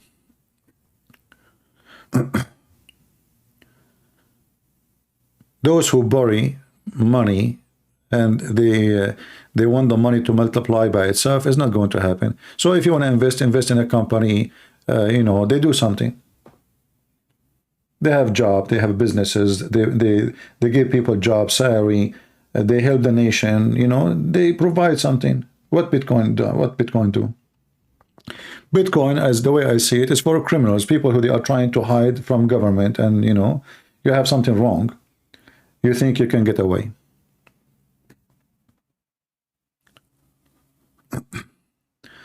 All right. Do we have anyone from those who support Tucker Carlson? Tucker. I call him Trucker in my video. Tucker or Trucker, I don't know. Oh boy. Anyone? So what do you think, guys, about what I said? Are we going really to allow such a person, such a maniac, to deceive our children? Is that really what you know, what we can? Is that the point we reach? That someone like this, he can say whatever he wants, and always you need to remember that when the enemies, and I say the enemies, yes, those are the enemies. Emirat is not a friend nation. They are not. Those people believe in Muhammad, believe the kuffar must be killed, believe that the whole earth should be conquered. So when the enemy praise one of you, you should remember there is something wrong with this person. Otherwise, why they are praising this person? Give me a reason.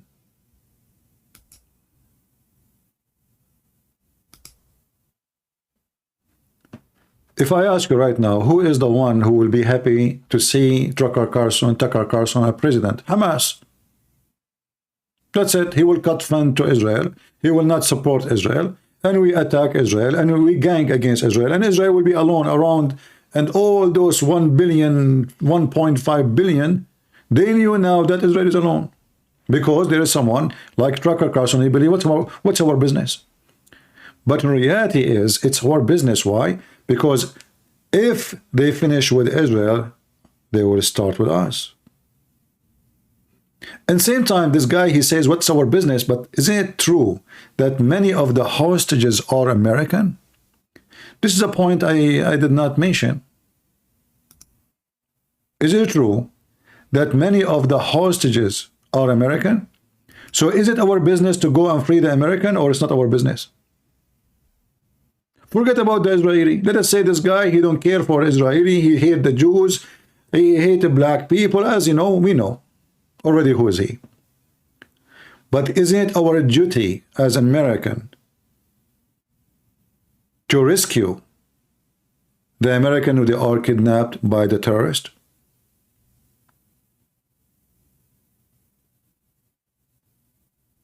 How this guy, he claimed to be an American and he cared for American and he's worried about American kids. What about bringing the American kids home?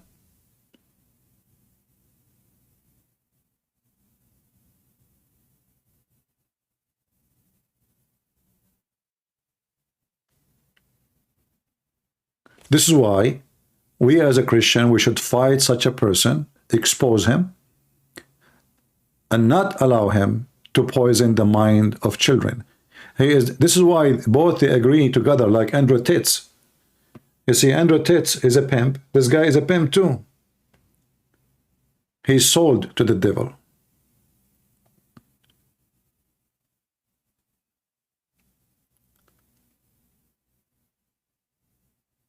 If we take the advice of a Tucker Carlson,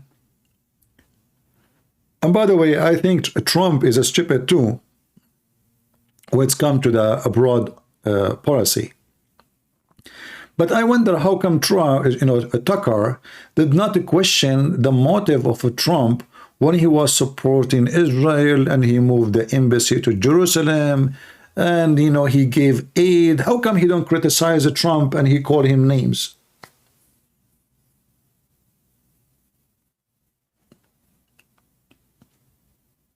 Isn't it Trump? He said there is no president supported Israel like me. Did Trump say that? And I stood proudly with our friend and ally, the state of Israel, and I will do it again. You heard about today, the Hamas terrorist invasion. Trump, he do not know how to say the word Hamas. He called them hummus. He just called Hamas hummus. Hamas. What Hamas? Okay. So, yeah, well, Trump, he have a very high skills in languages. So he think Hamas is hummus. Okay, tell us about Hamas. And I will do it again. You heard about today, the Hamas terrorist invasion. Hamas.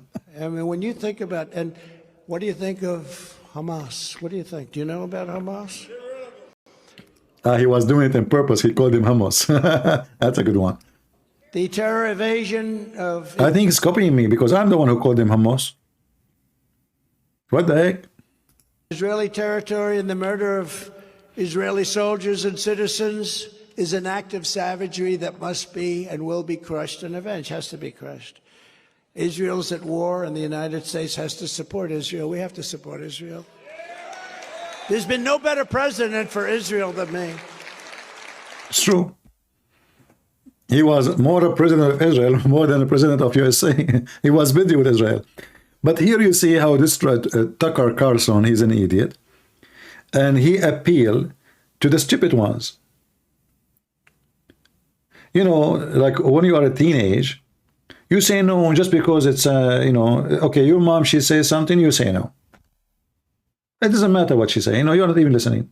She say go here, you say no. You say sit, you say don't say no. You say no. And this is what happened when your journalists are immature and they are idiot and they are sold out and all what they care about is making money.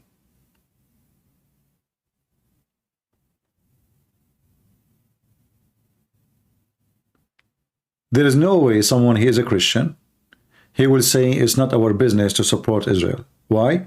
Because we know why they hate them. They hate them because they hate us. This is not about land. This is not about land. When Mohammed, he says time will come and you will kill every single Jew, at that time there is no state of Israel as today. At that time Israel was occupied by the Roman. Still he want to kill them. And he was talking about the future. He killed them in his time.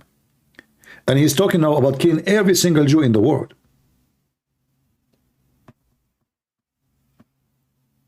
And Hamas have tons of recording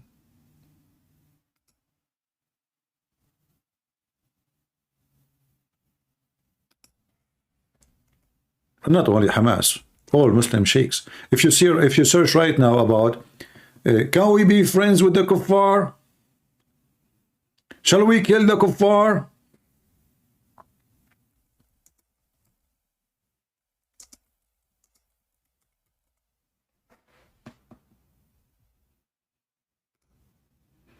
It is here.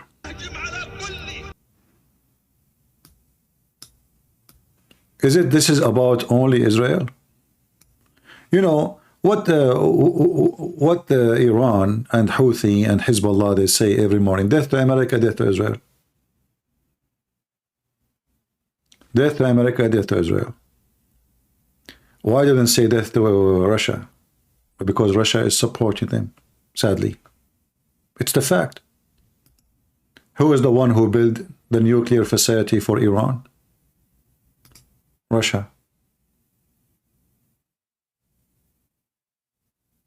All the weapon of Hezbollah.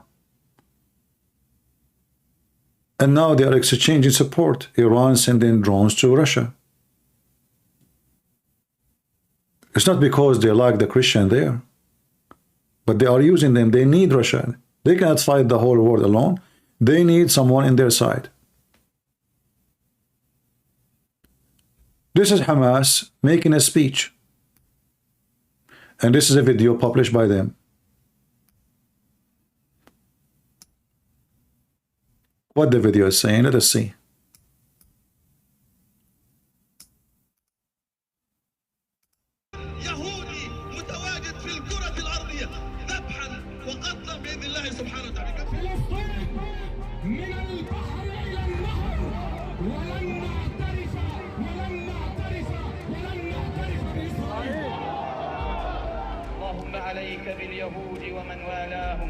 اللهم عليك بالأمريكان ومن والاهم اللهم أحصهم عددا واقتلهم بددا ولا تغادر منهم أحدا.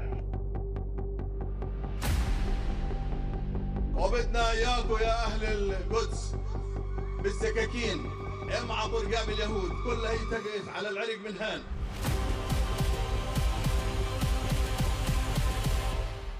أما نحن هنا في غزة فلن يلقوا منا إلا البارود والنار، لن يجدوا منا إلا الشهادة، لن يجدوا منا إلا الموت. And the filthy Tucker Carlson is accusing America to be evil for supporting Israel. When those people, they are kidnapping American children, as we speak now, there's American are kidnapped. And yet the filthy Tucker Carlson, he said, none of our business.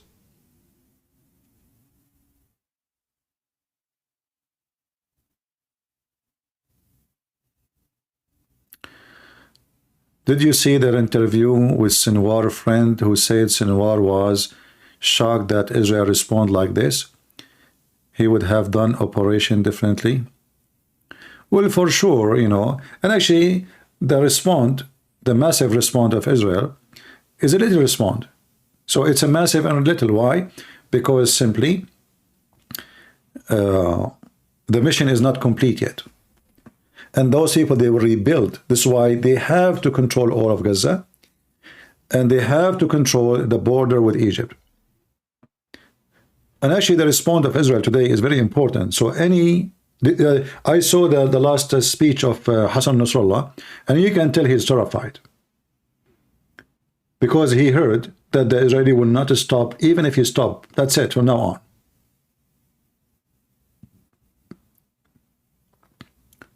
And this is the only way to speak to such an evil cult. They don't respect you, but they fear you. They don't want peace, but they will go for peace if they are not the uppermost. We just played for you the video of Sheikh Asim. He said, well, if the enemy is powerful and you don't, you cannot fight, this is stupid. You don't fight them. We wait until we get strong and then we kill them. Emirat, they sign an agreement with Israel, not because they love Israel, but because they are afraid from the invasion of Iran. So the enemy of my enemy is a friend temporarily.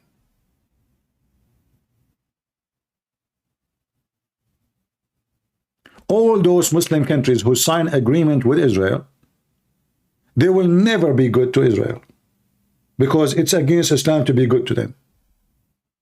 As simple as that.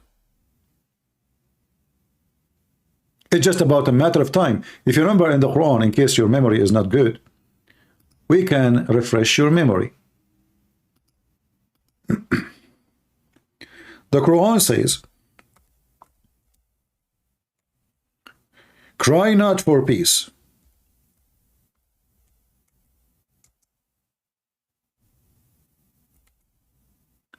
when you are the uppermost.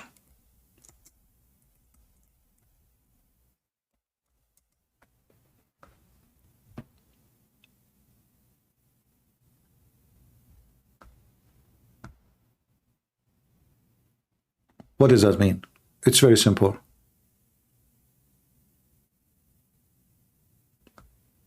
Don't go for peace if you are the victorious. If you are not, go for peace until you become the uppermost. And this is in the Quran. This is not a fiction. This is Quran.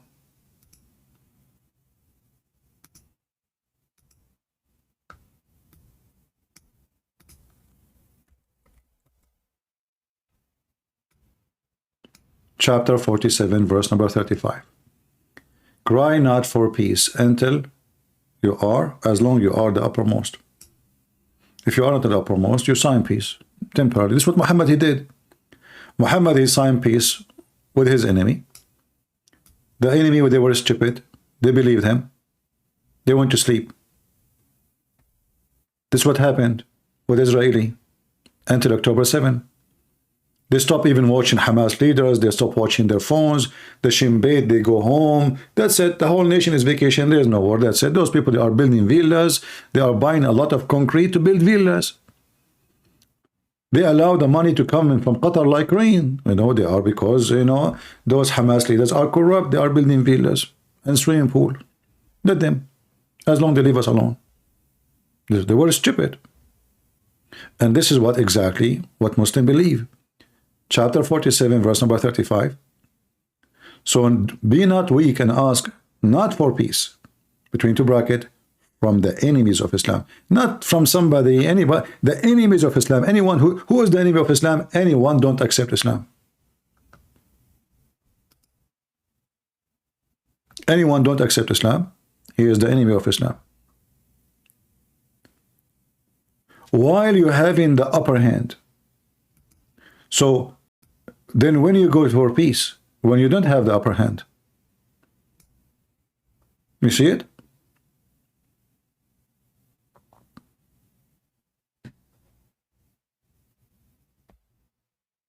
If the Israeli now are a very weak nation and they don't have a very powerful army, you know what will happen to the Jews and the Israeli.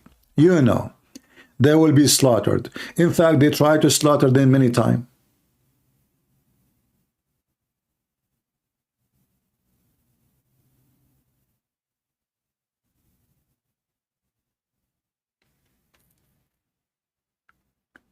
Each single war happened in that area against Israel. It was the Muslims attacking Israel, not the opposite. It's not the opposite. They want to make no Jew, as Muhammad he did, no Jew, no Christian in the Arabian Peninsula. Muhammad he said, if I became victorious, I will cleanse the Arabian Peninsula from the Christians and the Jews.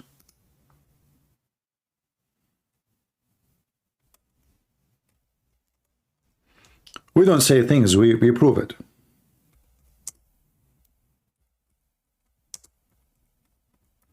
People make a speech, here we give reference. This is from the mouth of Muhammad. I certainly expelled the Jews and the Christians from the Arabian Peninsula,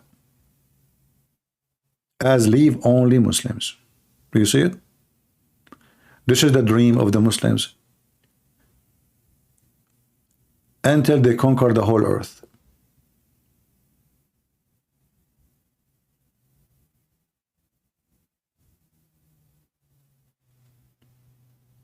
So when this stupid Tucker Carlson, he go and he's being hypocrite to the Muslims because they invited him and they are paying him money. How much money he got paid for coming to Dubai? Bodyguards waiting for him, the officials in the airport. The same is in Russia.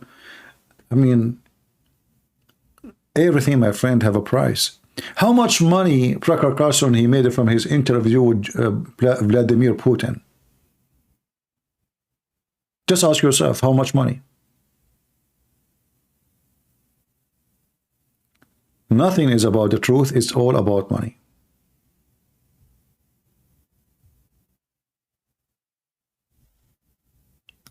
Follow the money. You can understand a lot of things happening in this earth.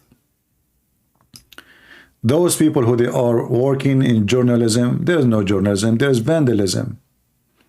It doesn't matter of who, the conservative, so-called conservative, or so-called liberals. Both they have vandalism, not journalism. They switch the fact upside down by changing the title. This is why you as a Christian, you should not get your news from those idiots. You should find your news in your own way. You listen here, there, you know, try to filter. You need to filter. If you don't filter your own news, you have no news. If I go right now to watch the news about the war in Ukraine, well, there's a news agency support Ukraine. There's a news agency support Russia. How we will find out what is right, what's wrong? Simply by using your brain. Very simple method. Who is the one who invade who? Who is the one is so strong and who is the one is so weak? Is it possible that someone is so weak he is going to invade the one who is so strong? Is it possible that the one who is bad is the one who have a small army, he have no nuke, he is nobody, they are poor, people make fun of them because they are poor, they make fun of their army because they will collapse in 2 days, or the one who have a massive army, he have nukes? Who is the one who is a threat to whom? In the Russian media, the Ukrainians are a threat. But as you see, Tucker Carlson is afraid from nuke and war and, you know, etc. Russia is so powerful. America is collapsing according to Tucker Carlson in one video. In the other video, America is the most powerful nation. Depends who is talking to who. So you have to be smart and you have to find out yourself. It's like, you know, they brought to you two people fighting. One is 2 foot tall and one is 10 foot tall. And the one who is 10 foot tall crying. He had tears in his eyes saying, no, he didn't beat me. You know what I'm saying? So then, because the guy he have tears, he must be the victim, right? Even though he is 10 foot tall and the other guy is just, if we can call him a guy, is just 2 foot tall. And this is what they do always. They go, they kill you, and they cry. So they attack Israel, they slaughter them, they rape their women, they kidnap their kids, and then they cry for peace and they claim to be victims.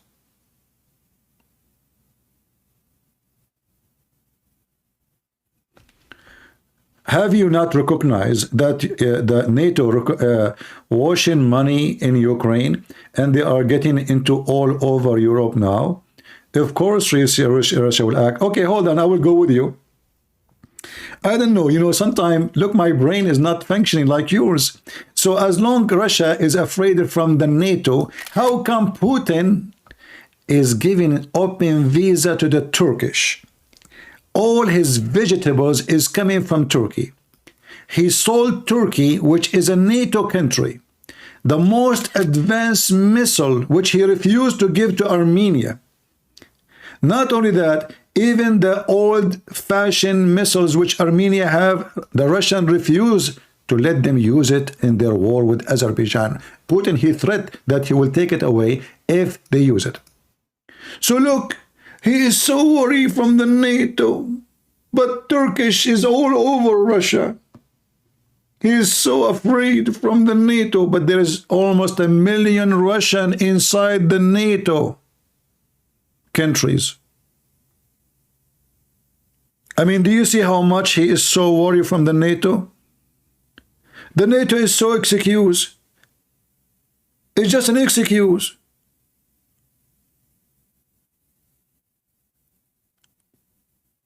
The Turkish, they are an enemy to Russia. They have historic war with Russia. The Turkish, just a few years ago, they shut down 2 airplanes for the Russian and they killed the pilots. How come Putin did not respond to Turkey? I will tell you why. Well, he is a member of the NATO, and they are not a small army. And Putin is a dog. He's a potato. In the case of Ukraine, the Russians always look at the Ukrainians as farmers. Nobody, you know. Those people, they always grow chicken for us, fruit for us. They are the farmers, the one who send us bread, the one who do, you know, they are nobody. They always look down at them. It's about racism too. So they could not believe that the Ukrainian, they are saying no, finally, to the Russian. Otherwise, the NATO is a joke. You know nobody there to attack Russia. Who there? Isn't the German, they sign an agreement for gas and they won it, and Czechoslovakia and Finland and all of them. Russia was in a honeymoon with the NATO. Why people have no brain?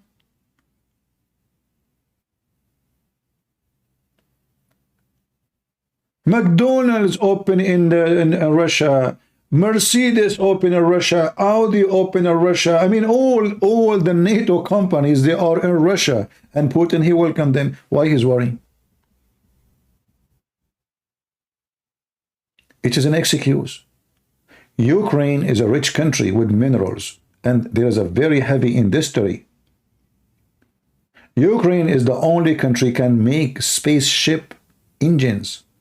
Even NASA used to take their engine from them.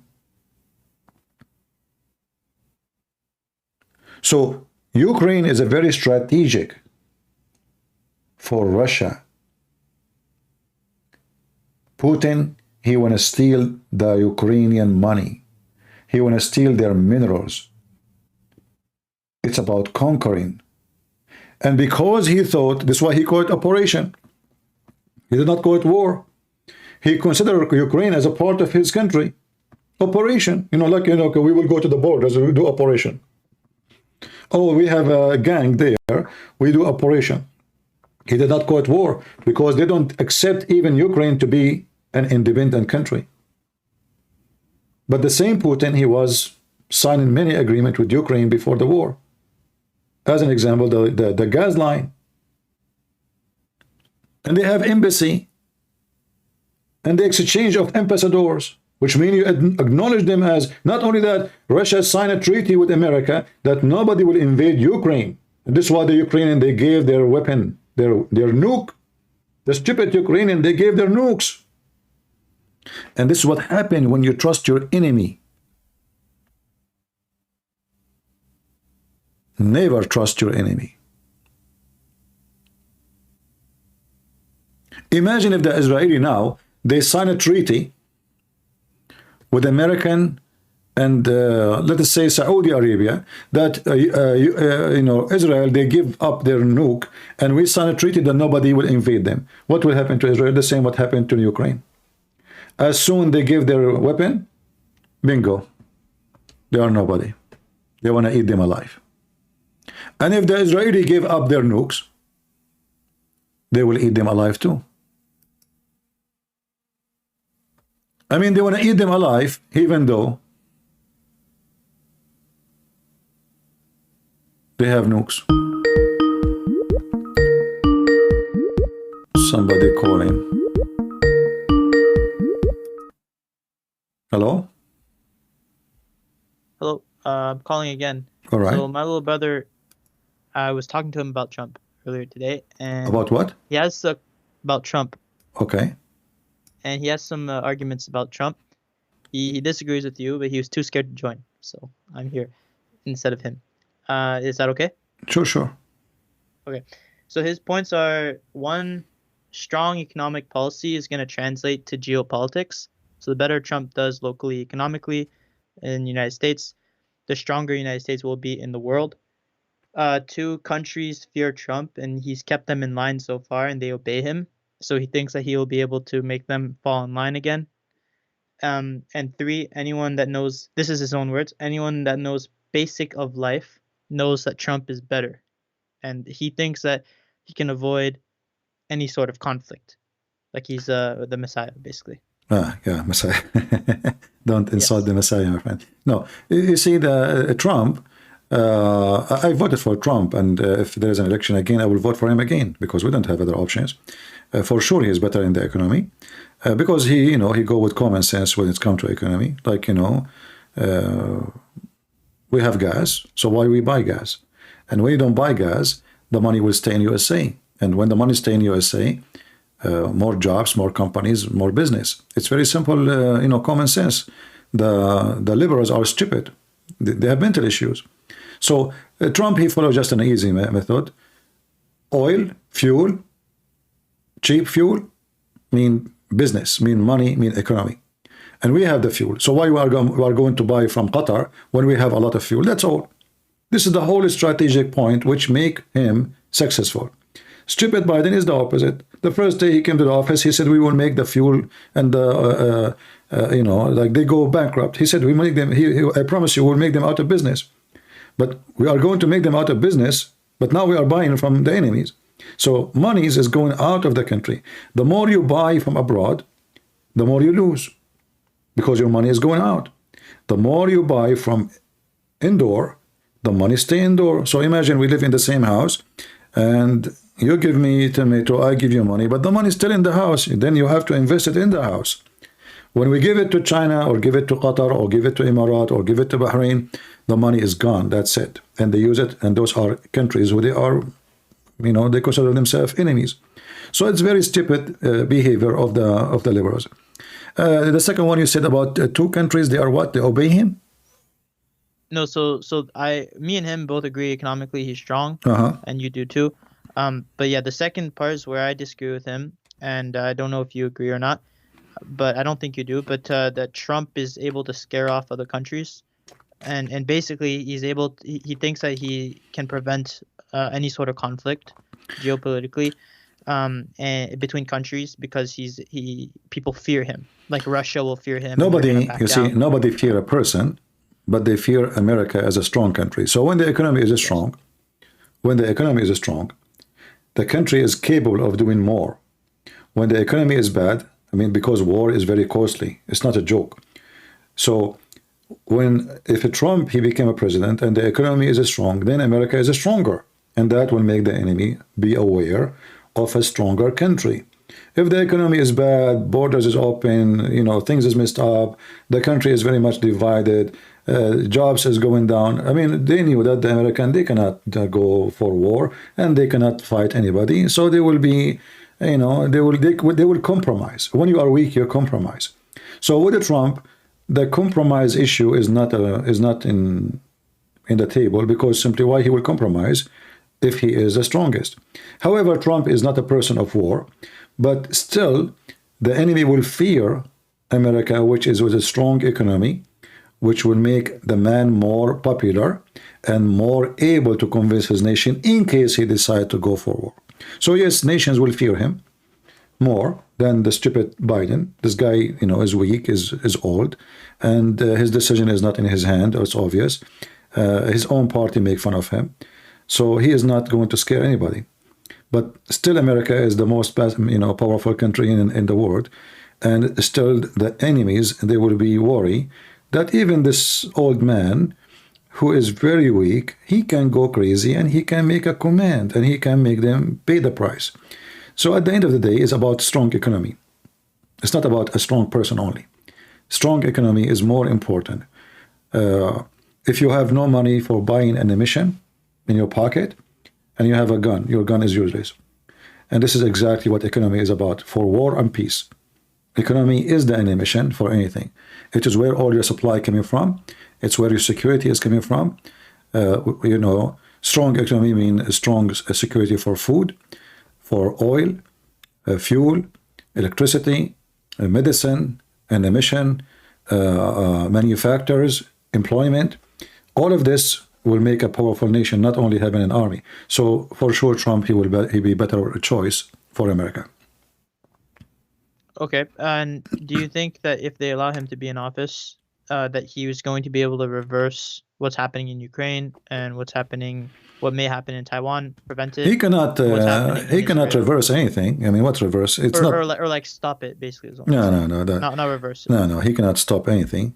But let us say he can put the pressure, because if he say, I'm not going to support Ukraine no more with money, then the Ukrainian, they have only the support of the European, and I think the European still will support. So I don't think that will impact very much, because already the Americans are not really, giving too much support.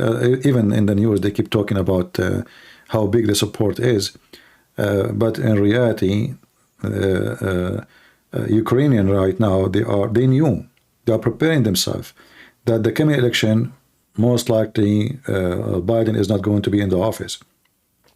This is why the Ukrainian, they refuse even to withdraw, the big general in the army, he wanted to withdraw draft 500,000 fighters. They refuse because they want the economy to keep surviving, because they are preparing themselves for what's coming. There's a few countries, they will keep supporting them, regardless of America, because European countries are afraid of Russia. If Ukraine is conquered, then they will be next. So the support from Europe is going to keep coming, and I'm sure of that. But the support from America might not. But that will not make a big difference, because I believe they are preparing themselves.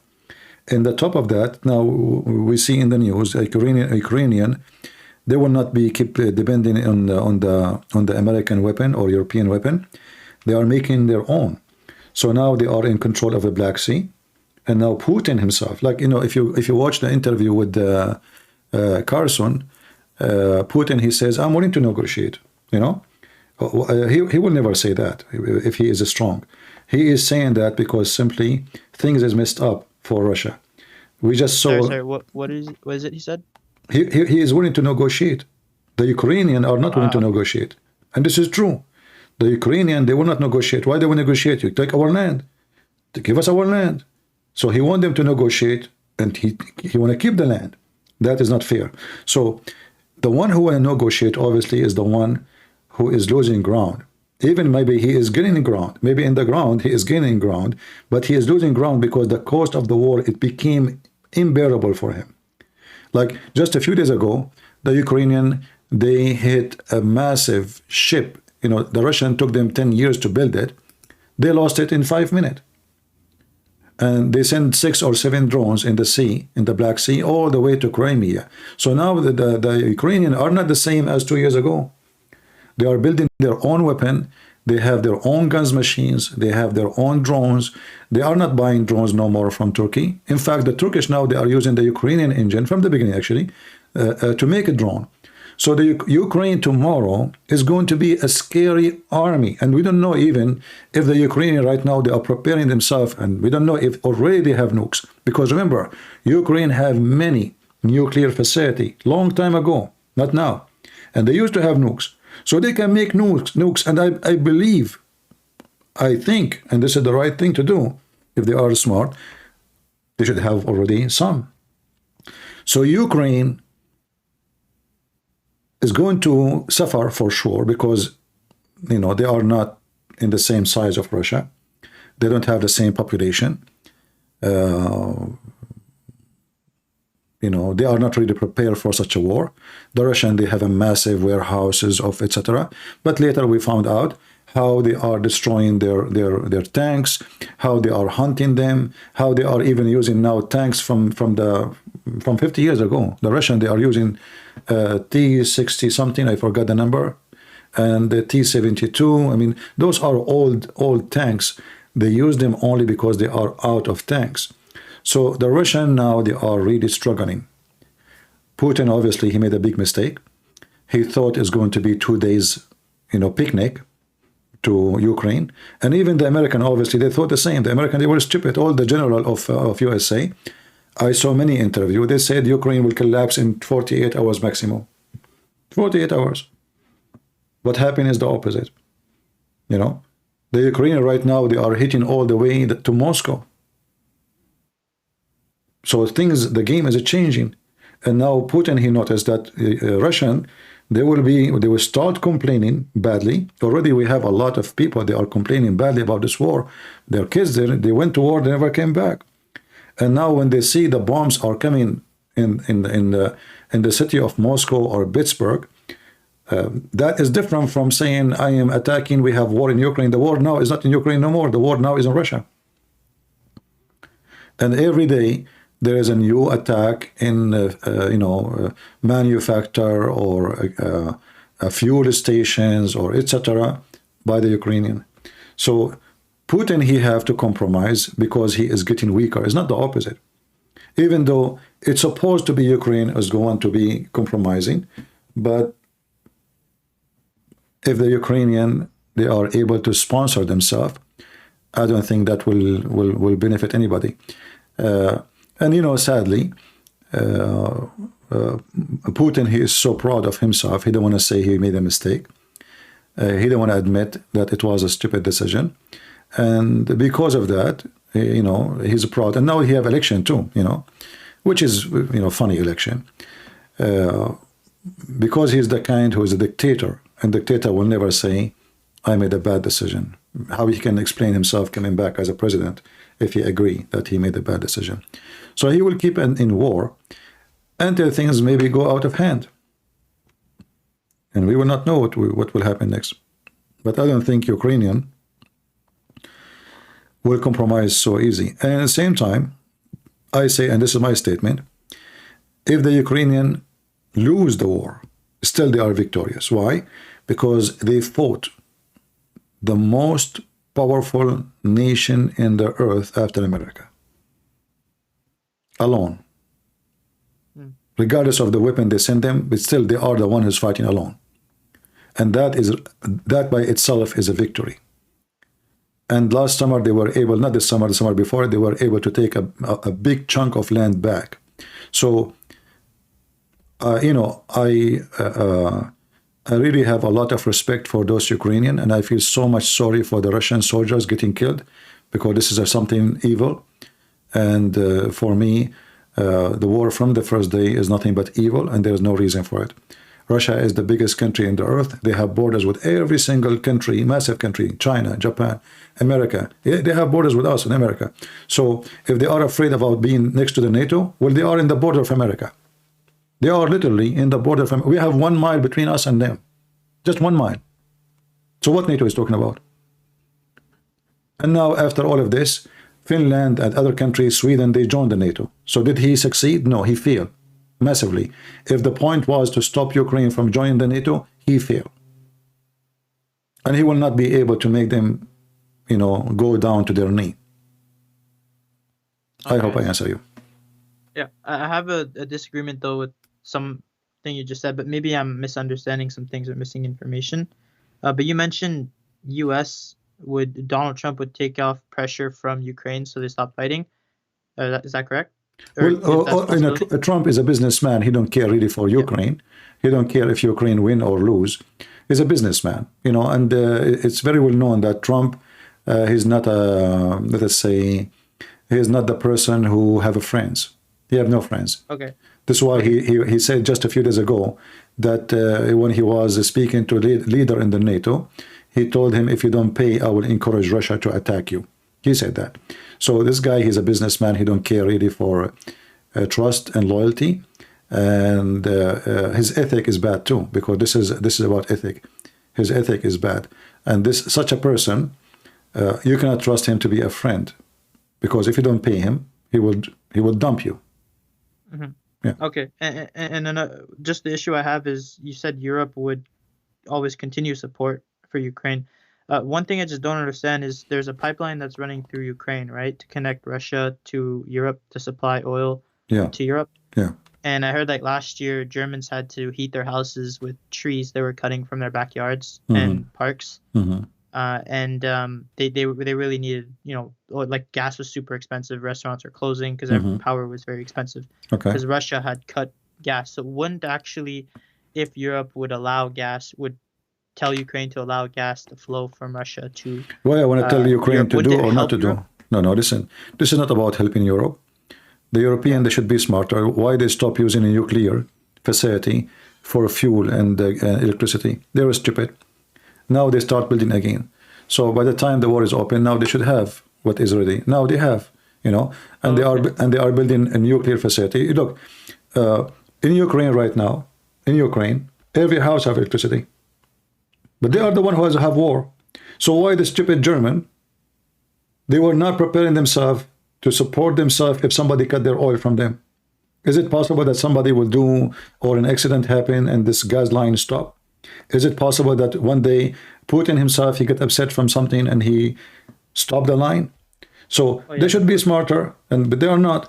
The Ukraine right now, they have facility, they have nukes, they have nuclear facility, and they have, and actually the cheapest fuel is, or let us say energy, is the electric energy in Ukraine. And every house have electricity. You know, if you go right now and check, you will ask any Ukrainian, and he will say, do you have electricity at home? You will say, yes, it's war. But you just mentioned that Germany, they start using wood, you know. It doesn't make sense. They don't have war, but they are using wood. And this is Germany.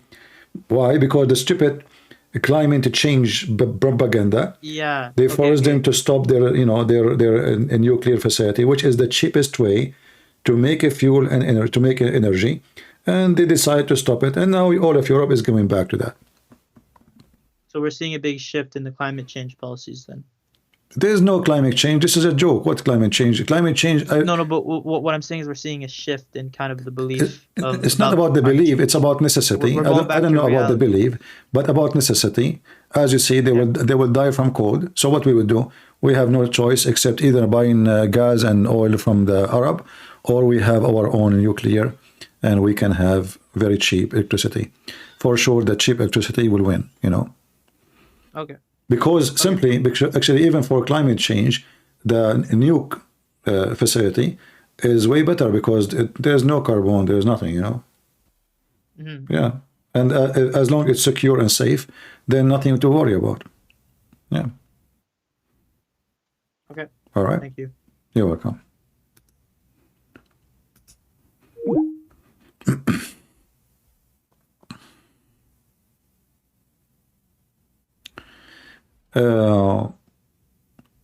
And this is another mistake when you are a person who trusts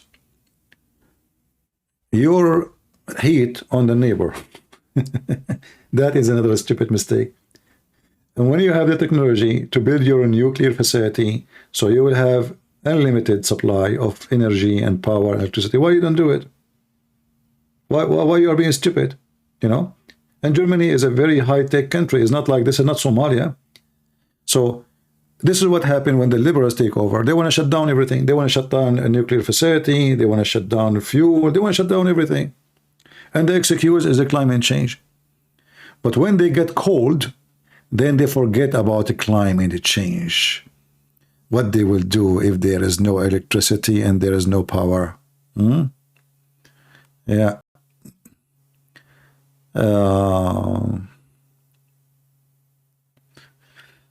All right. Any other question? Well, I hope we cover this issue, and I will try to go again about Tucker Carlson speaking about Islamic countries are the nicest, excuse me, and the safest country in the world. That is really hilarious from Tucker Carlson to say.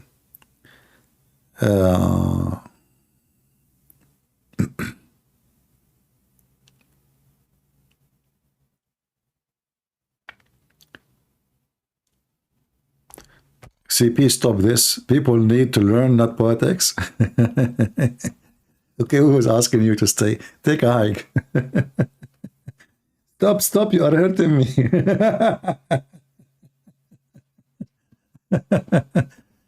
Some people are really silly and stupid.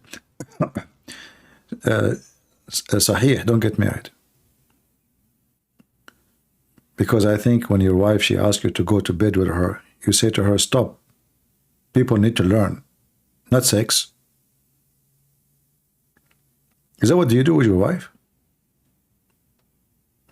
Is that why you have no kids until now? Okay, okay. All right. Let us see here if we have any. Yeah, it looks like we are out of callers. So I don't know, you know, for me, I hope that people who listen today, they will change their mind about this idiot Tucker Carlson. And you should know that when you support Israel, you are supporting yourself, not Israel. Remember, the Bible says, I curse the one who cursed them. I curse the one who cursed them. You curse them, you will be cursed. And remember, Israel is not only a country of the Jews. Israel have a most important holy place for us as a land, as a Christians. So if the Jews is not there, who is going to be there? You know the answer. So you are not supporting Israel only, you are supporting yourself. And there's no way someone, he is a Christian, regardless what you say, okay, the Jews, they speak bad about Jesus, okay, no problem. Jesus in his time, when he was on the cross, what Jesus said, forgive them, Father, they do not know what they are doing. What that is telling you, that the Messiah really loved them. I mean, they just put nails in his hands. They just put nails in his feet. This is the point. This is the time where you curse everybody. This is the time when you lose your mind and you start saying, I kill you, I destroy you, I curse you. What he said? Father, forgive them. They do not know what are they doing. That is a statement of love, not a statement of curse. Otherwise, Jesus, he can curse them. And in fact, the Messiah, when he said that, he proved to us that he is absolutely truthful in everything he said. Because the hypocrite one, the hypocrite one is the one who says to you, forgive your enemy, love your enemy, blah, blah, blah. And then when somebody touch his head or his skin, he go crazy. Jesus, he forgave them even in the cross. And we knew why they hate them and what they want from them. And this is why we should not leave Israel alone. And the funny is, supposedly I'm an Arab, and Tucker Carlson is not. And I am asking you to support Israel. And I'm warning you about not supporting Israel. If they lose war, you are next to be slaughtered. This is the truth. It's about who is first. It bothered them to have a Jewish state in the Middle East. When they finish everybody there, who is going to be next? Not long time ago, the Mohammedan, they took all over Europe. Spain was controlled for hundreds of years. 800 years.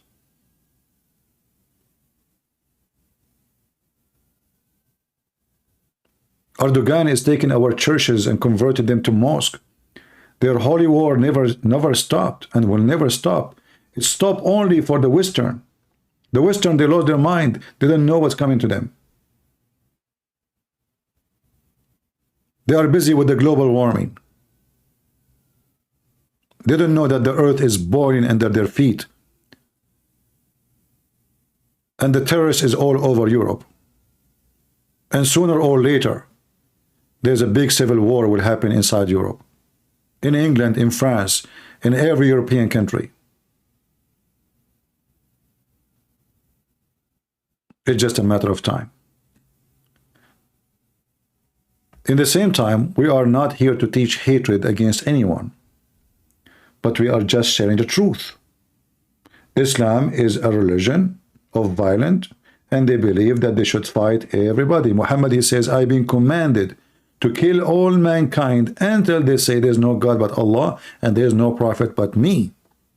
And then and only then I will stop and protect, they will be protected from my hands and their blood.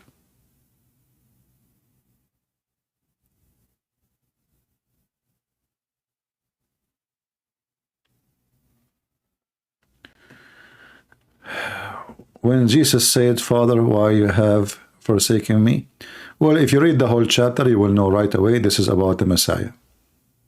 The whole chapter is about the Messiah.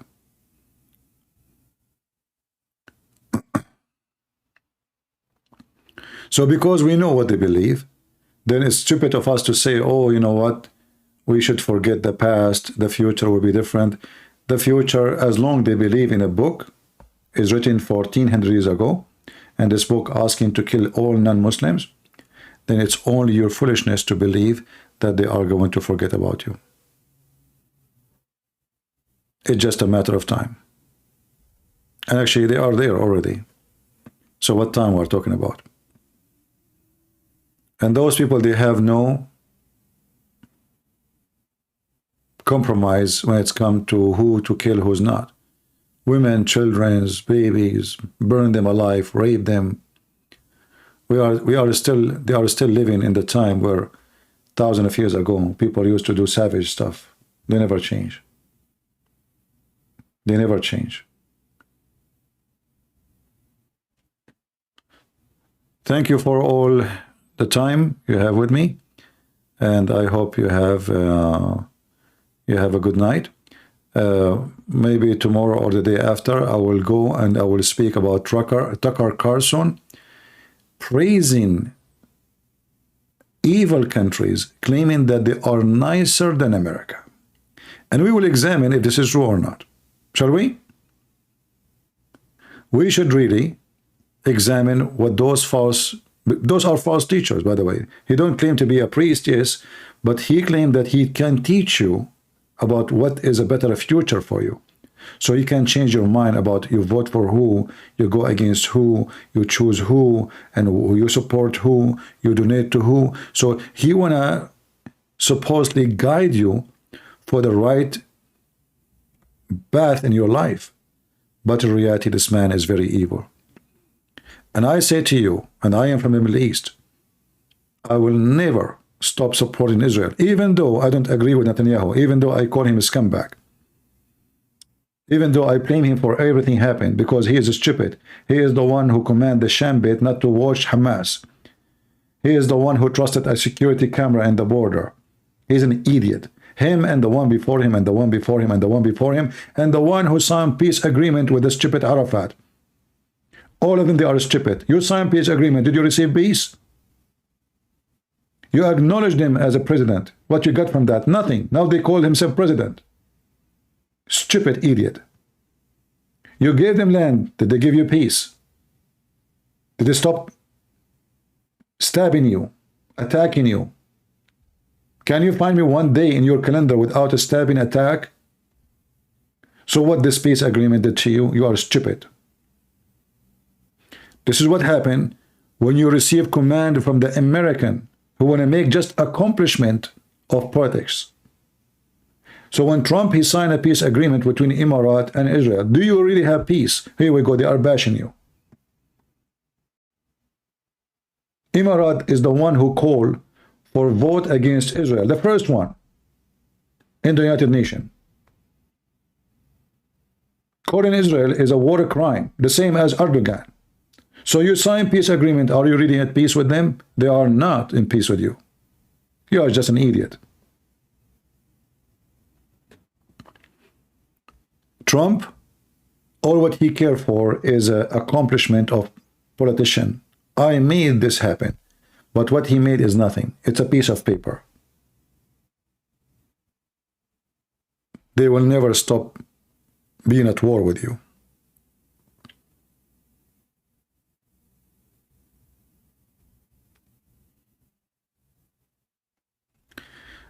Just because it's not how you view the chosen people of God differently does not mean that you are right. CP is wrong. I don't know about the chosen people of God. What I know that you choose God before God, he chose you, even though the Bible says, I chosen you before you chose me. But people of God is people who follow God. It doesn't matter if you are a Jew or not.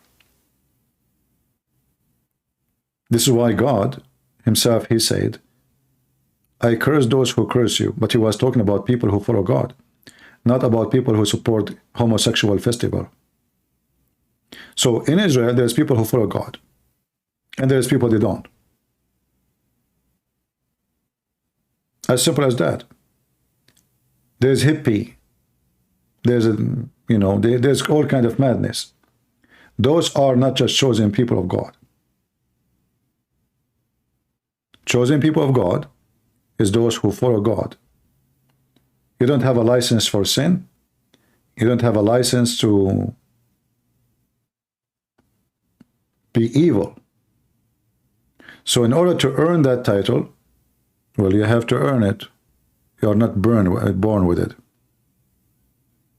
The same as God, he punished the Jews when they went away from the truth. He punished them. He punished them many times. And that can happen to all of us, not only the Jews. Many countries, many empires were destroyed because they are not obedient to God. And that can happen to any nation.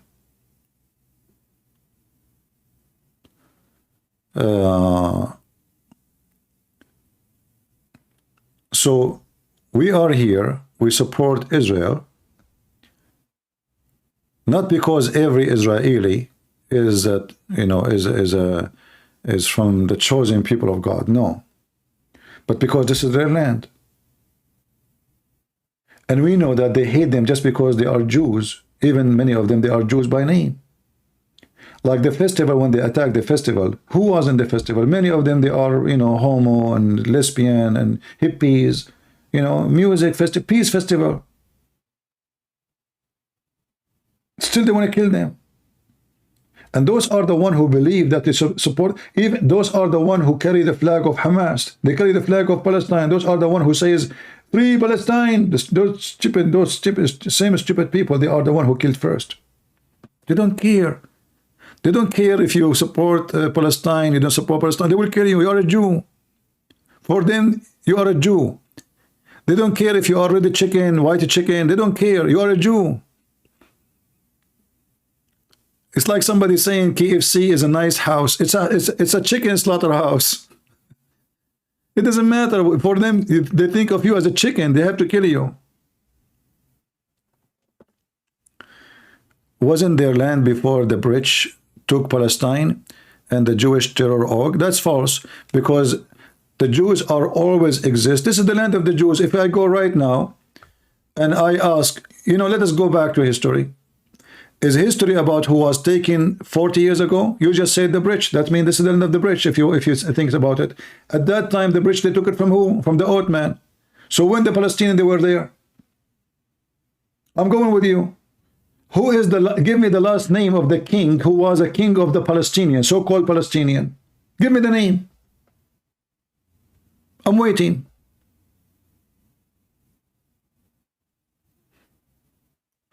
I said it was there before. Who was there before?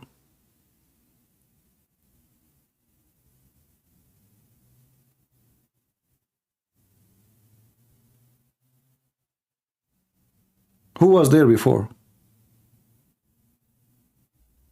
If the Palestinians, they were there before, tell me when. Those are Arab, those are not Palestinians. This is number one. It was their land before UN made it two-state. That's false.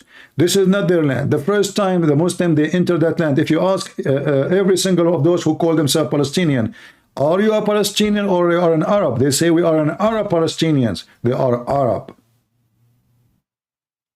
And Arab are not Palestinian. The first time the Arab, they came in the 670 and after. into that land. When Umar al-Khattab, he occupied Jerusalem, is the first day ever the Arab, they have a step in that land. So they themselves, they are occupation, and they are not from there. If we now go, and we ask ourselves, who is the one who built the temple? The Muslim, they call it Al-Aqsa. Who is the one who built that temple? Can you answer me? As long as the Palestinians were there, this is their land. Who is the one who built the temple?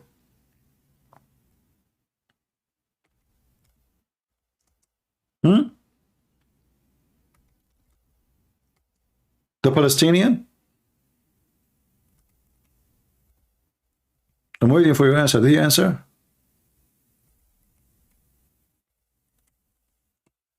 I remember when I asked the teacher, he said, Inshallah, we will take Baytul Maqdis again. I said, okay, sir, who is the one who built? Who is the one who built that temple? He said, Suleiman. I said, is Suleiman is a Jew or a Hindu? So they claim that this is their land, but the one who built everything in that land is the Jews.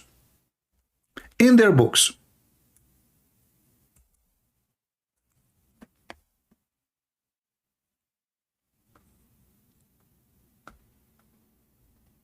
Let me show you from their books.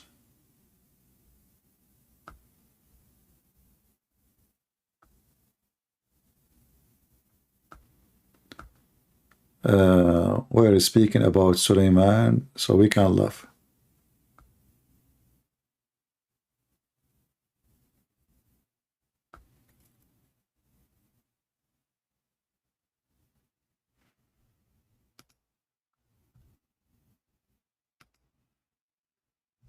I mean, even the stupid Muhammad, he witnessed. By the way, Muhammad, he never even mentioned the word Palestine. Okay. Read this one with me. Palestine supporter. This is Muhammad himself. I hope you will not insult Muhammad and say he is a liar. Because he is. Obviously, he's a Zionist. I mean, look what he just said. He said that the one who built this house is, is the Jews. I mean, obviously, he's a liar.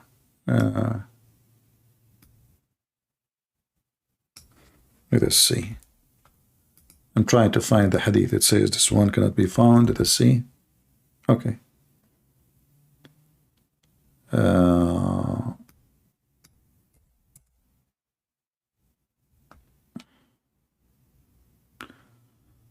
Where is the hadith about Suleiman?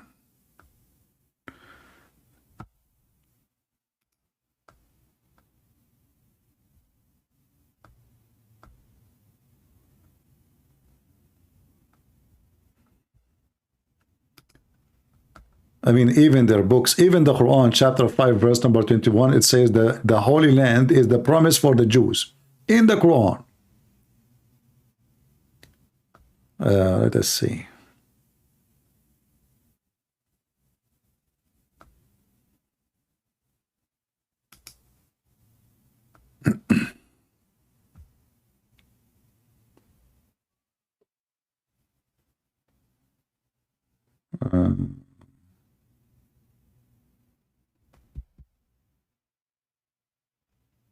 I'm just trying to find the hadith, the authentic one, in English. I have it in Arabic here in front of me, but I'm trying to find.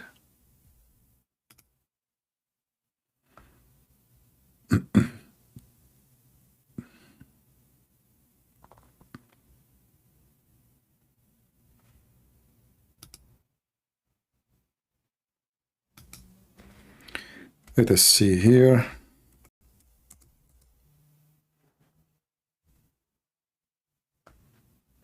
And even the Quran, by the way, speak about Suleiman building the temple, and he speak about the genie. He command the genie, and the genie, they build it for him.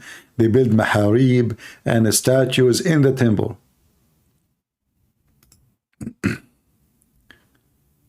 Let us see.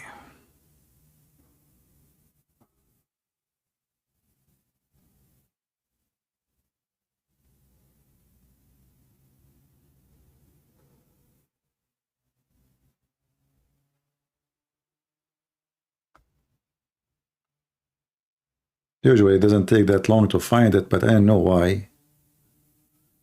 I keep trying, it says can't be found.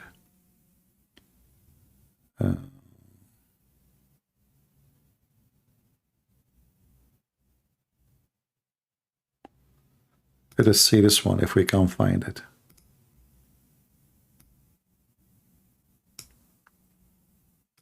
Allah, he said to David, build for me a house in the land, in the earth.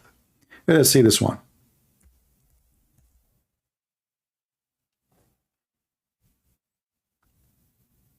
I mean, this website is horrible. You type something, it shows you everything have except what you are looking for. Okay, let's try something else. Let us see this one here.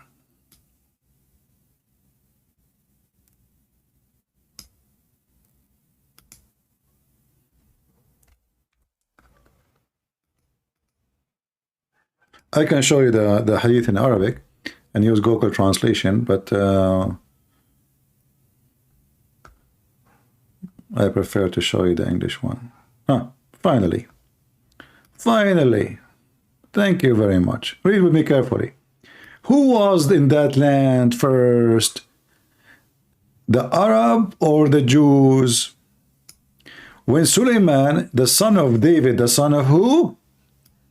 The son of David. Is Suleiman the son of David is an Arab? No. Is he a Jew? Yes. Who is Suleiman? Who is David? The king of the Jews. Who is Suleiman? His son. He became a king too. It says here, when he finished building Baytul Maqdis, which means even the mosque they are talking about is built by the Jews. It's in front of you.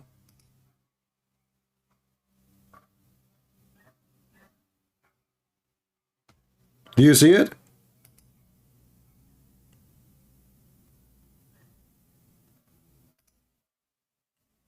Do you see it? So when a stupid idiot, he says to you that the Jews, they took the land from the Palestinian, first, those are not Palestinian, they are Arab. And there's no Palestinian. Palestine is a nation, is not even exist no more. This nation destroyed long time ago. There's no Palestinian. Even the Muslim, they talk about the Palestinian, they are giants. Yasser Arafat, the first president of so-called Palestine, he is an Egyptian. And he is not even 4 foot tall.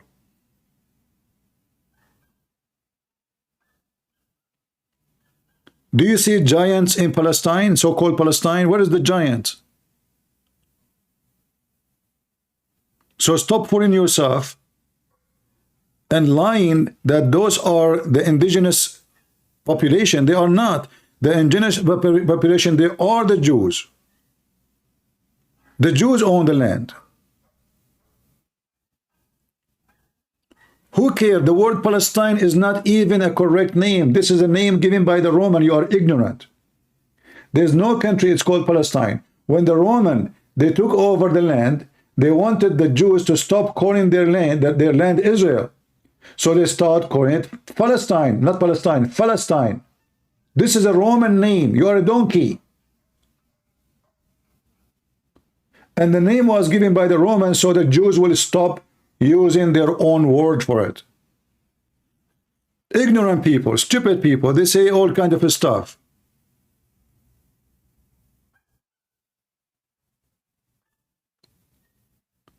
What about you call me and prove what you are saying?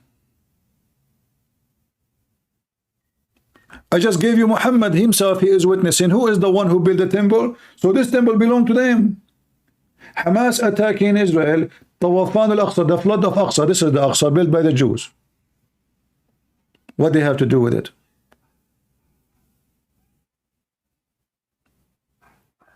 Stupid people, they lie, and they repeat the lie, and they believe the lie. Even the Quran, the book of the devil, says this is the land of the Jews. Can we find the word Palestine once in the Quran? No.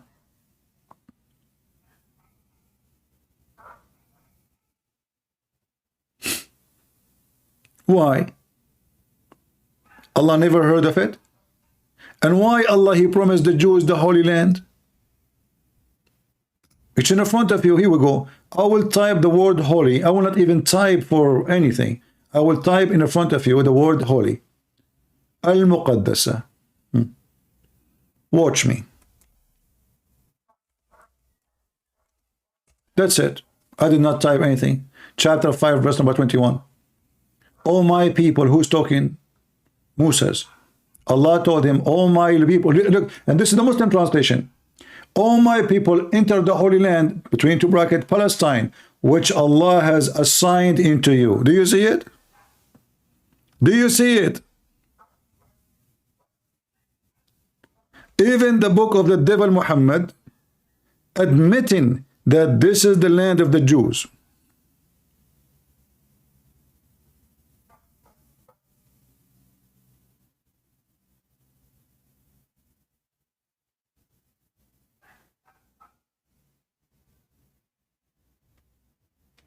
It's in front of you.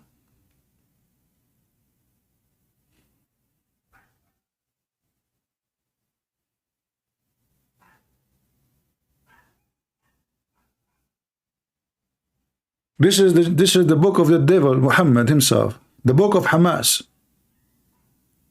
The book of Hamas, and not only that, when the Jews refused to kill every so-called Palestinian, Allah, He punished them. They said, we will not go and fight them. For in this land, there's Jabbareen, there's giants there. Those Palestinians, they are the giants. Hamas. Yes, Arafat. 2 men only, look at this story. There's only 2 men they want to go to war. The rest of the Jews, they don't want to go to war. And because they refused to go and kill so-called Palestinian, Allah, He punished them. And He forbade them from entering the Holy Land for 40 years. It's in front of you. Do you see it?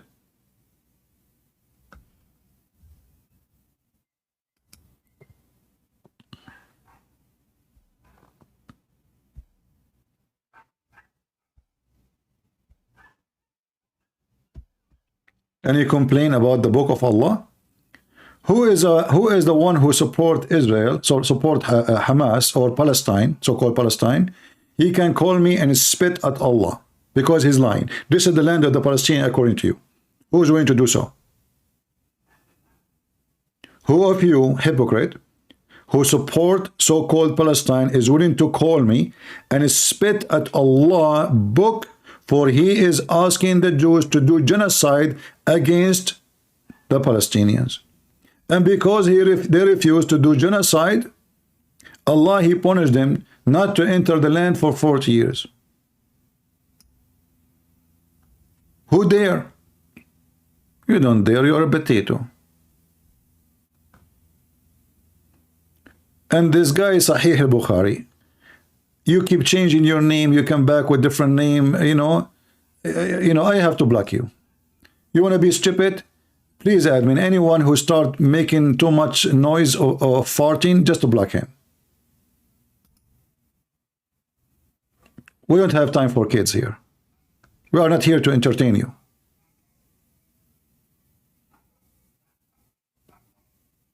Anyone who supports so-called Palestine, he dare to call me? And you are willing to spit at Allah, who is asking to kill every single Palestinian? You don't dare. Because you are a hypocrite. Because you are a coward. Because you are double standard. So when Allah, He called for killing every single Palestinian, you bend your head. We don't bend our hand. We laugh at Allah. And we have the courage to expose Him.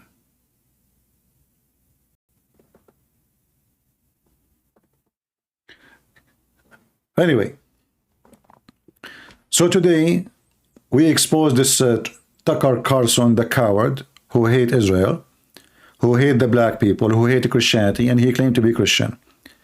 Be aware, my friends, of false teachers.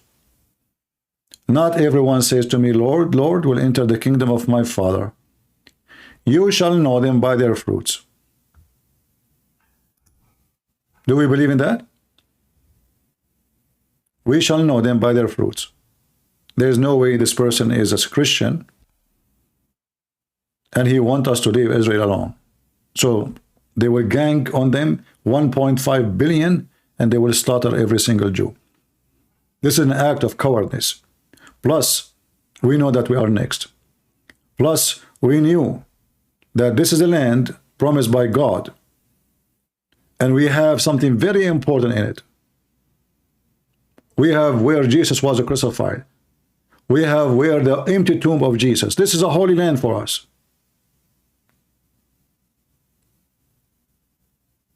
And we will not allow them to take it.